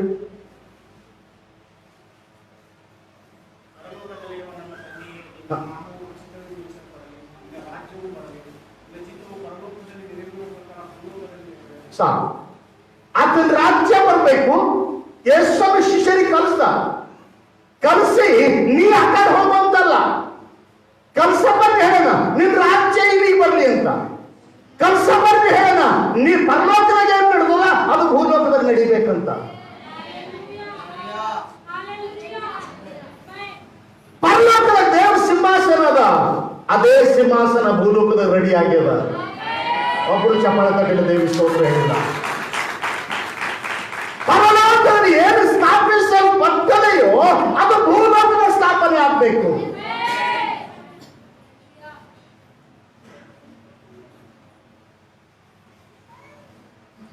ನೀ ಅಲ್ಲಿ ನೋಡ್ಬೇಡ, ಇಲ್ಲಿ ನೋಡು. ಪರಲೋಕದ ಹೋದಾಗ ಆನಂದ ಇರ್ತೇವೆ ನೋಡು. ಅಲ್ಲಿ ಪರಲೋಕದಾಗ ಇರುತ್ತೆ ಹ್ಯಾಂಗ್ ಬೇಕು, ಇಲ್ಲಿ ಇರುತ್ತಲ್ಲಿ. ಪರಲೋಕ ಇಲ್ಲೇ ಅಲ್ಲೇ ಬಾಜುಗಿರಿಗಳು ಪರಲೋಕ ಮ್ಯಾಗಿಲ್ಲ, ನಂಬಲ್ಲಿ ಅದ ಇಲ್ಲೇ ನೋಡಿ. ಕೆಲವ್ರಿಗೆ ಹೇಳಕ್ಕೂ ಮನ್ಸಿಲ್ಲ, ಅಂಜಿಕೆದ. ಈ ಪಾದ್ರಿ ಅಲ್ಲಿಂದ ಬಂದು ನಮ್ಗೆ ಪರಲೋಕ ಅಲ್ಲೇ ಅದ ಮಂದಿ ಹೇಳಿದ್ರೆ ಇವ ಎಲ್ಲಿ ಅದ ಅಂತ ಹೇಳ್ತಾನೆ ಹುಚ್ಚ. ಪರಲೋಕದಲ್ಲಿ ನನ್ನ ತಂದೆಯೇ ನಿನ್ನ ನಾಮ ಪರಿಶುದ್ಧವಾಗಿ ನಡೆಸಲ್ಪಡಲಿ, ನಿನ್ನ ರಾಜ್ಯ ಬರಲಿ. ಇವತ್ತು ಬಂದಿಲ್ಲ, 2000 ವರ್ಷದ ಹಿಂದೆನೆ ಬಂದದ, ಆದ್ರೆ ಇನ್ನ ಕಟ್ಲತ್ತಿಲ್ಲ. ಸೊಲೊಮನ್ ರಾಜ್ಯ ದೇವಾಲಯ ಕಟ್ಟುದ ಎಷ್ಟು ವರ್ಷ ಗೊತ್ತಿಲ್ಲ. ಮನಿ ಕಟ್ಲಕ್ಕ ದೇವಾಲಯ ಕಟ್ಲಕ್ಕ 20 ವರ್ಷ ಹಿಡ್ದವನು. ಎಷ್ಟು ವರ್ಷ ಸರ್ ಬಾಯ್ತೆ ಹೇಳಿದ್ರಿ? ಎಷ್ಟು ವರ್ಷ ಜೋಲಿ ಹೇಳ್ಬೇಕು? 20 ವರ್ಷ. ಜರ ಕೈ ಮಾಡಿ ಹೇಳಿ, 20 ವರ್ಷ. ಎಷ್ಟು ವರ್ಷ? 20 ವರ್ಷದಾಗ 13 ವರ್ಷ ಮನಿ ಕಟ್ಕೊಂಡಂತ 7 ವರ್ಷ ದೇವಾಲಯ ಕಟ್ಟ್ಯಾನಂತ. 13 ವರ್ಷ ಮನಿ ಕಟ್ಕೊಂಡನ, 7 ವರ್ಷ ದೇವಾಲಯ ಕಟ್ಟನ. ಅಂದ್ರೆ ಯಾವ್ದು ಹೆಚ್ಚಾಯ್ತು? ಮನಿ. 2 ಪಟ್ಟು ಮನಿ ಕಟ್ಕೊಂಡ, 1 ಪಟ್ಟು ದೇವಾಲಯ ಕಟ್ಟ್ಯಾನ. ಆದ್ರೂ ಕಟ್ಟ್ಯಾನ ದೇವಿ ಸ್ತೋತ್ರ. 2000 ವರ್ಷ ಆದ್ರೂ ಕೂಡ ಇನ್ನೂ ನೀ ದೇವಾಲಯ ಕಟ್ಟಕ್ಕೆ ನಿನಗೆ ಆಗ್ತಾ ಇಲ್ಲಲ್ಲ. ಕೆಲವ್ರು ಹೇಳ್ತಾರ ನಾನು ಇದ್ದೀರ, ನಾನು ನಮ್ಮ ಅಪ್ಪಿದ್ರು, ನಮ್ಮ ಅಪ್ಪನ ಕ್ರಿಸ್ತಾನ.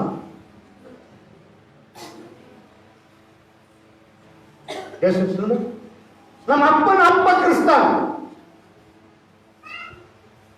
ಅಪ್ಪ ಮುದ್ದೆ ಹೋದ, ಅಪ್ಪ ಹೋದ, ಇವಾಗ ನಡೆದಾನ. 3 ತೆಲಿಗೆ ಉತ್ತರ ಸೋಲತ್ತವ, ಆದ್ರೆ ದೇವರಾಜ್ಯ ಕಟ್ಲಕ್ಕಾಗಿಲ್ಲ. ನಾ ಸಿಟ್ಟಿಗೆ ಬಂದು ಮಾತು ಹೇಳದಿದೆ.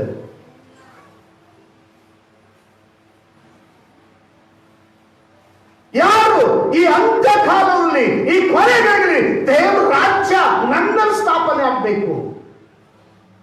ಯಾರಾದ್ರೂ ಇಲ್ಲಿ ಹೇಳಕ್ ಇಷ್ಟಪಡ್ತೀರ, ದೇವರೇ ನಿನ್ನ ರಾಜ್ಯ ನನ್ನಲ್ಲಿ ಸ್ಥಾಪನೆ ಎಲ್ಲಿ ಸ್ಥಾಪನೆ ಆಗ್ಬೇಕು? ಭೂಮಿ ಮೇಲಲ್ಲ, ನನ್ನ ಒಳಗೆ ಸ್ಥಾಪನೆ ಆಗ್ಬೇಕು. ಭೂಮಿ ಅಲ್ಲಿ ಆಡತ್ತವರು, ಭೂಮಿ ಜಟ್ಟಿ ಕುಳ್ಳತವರು. ಇಲ್ಲಿ ಹಸಿರು ಕುಣಿಗಿದವ್ರು ಯಾರು ಇದ್ದಾರೆ? ಇಲ್ಲ. ಹಸಿರು ಕುಣಿಗೆ ನೋಡಿದವ್ರು ಇದ್ದಾರೆ? ನೋಡಿದ್ರೆ ಹಸಿರು ಕುಣಿಗೆ ಜಾಸ್ತಿ ಭೂಮಿ ಎಲ್ಲಾಡೋದು ನೋಡಿ ಮನೆ ಬಿಟ್ಟು ಹೋಗಿ ಗುಡ್ಸಿ ಕಟ್ಕೊಂಡು ನೋಡಿದ್ರೆ. ಯಾಕಂದ್ರ ಗುಡ್ಸಿ ಬೆಳಬೇಡದವ, ಹಿಂಗ ಮಾಡಿದ್ರೆ ನಾವು ಬಚಾಯಿಸ್ಬೇಕು. ಅದರ ಅರ್ಥ ಈ ಲೋಕ, ಈ ಭೂಮಿ, ಈ ಆಕಾಶ, ಈ ಸೂರ್ಯ, ಈ ಚಂದ್ರ ಅಳಿಸಲ್ಪಡ್ತದೆ. ನಿನ್ನಲ್ಲಿರುವ ದೇವರಾಜ ಶಾಶ್ವತವಾಗಿರುವಂತದ್ದಾಗಿದೆ. ಕೈಗಳಿದ್ದು ದೇವಿ ಸ್ತೋತ್ರ ಹೇಳಿ ಯಾರಾದ್ರೂ ಹೇಳ್ಬೇಕಾದ್ರೆ, ನಿನ್ನಲ್ಲಿ ನಶಿಸಿ ಹೋಗದಿರುವ ದೇವಾಲಯ, ನಿನ್ನಲ್ಲಿ ಉರುಳಿ ಹೋಗದಿರುವ ದೇವಾಲಯ, ನಿನ್ನಲ್ಲಿ ನಿತ್ಯ ನಿರಂತರ ಸ್ಥಾಪಿಸುವ ದೇವಾಲಯ.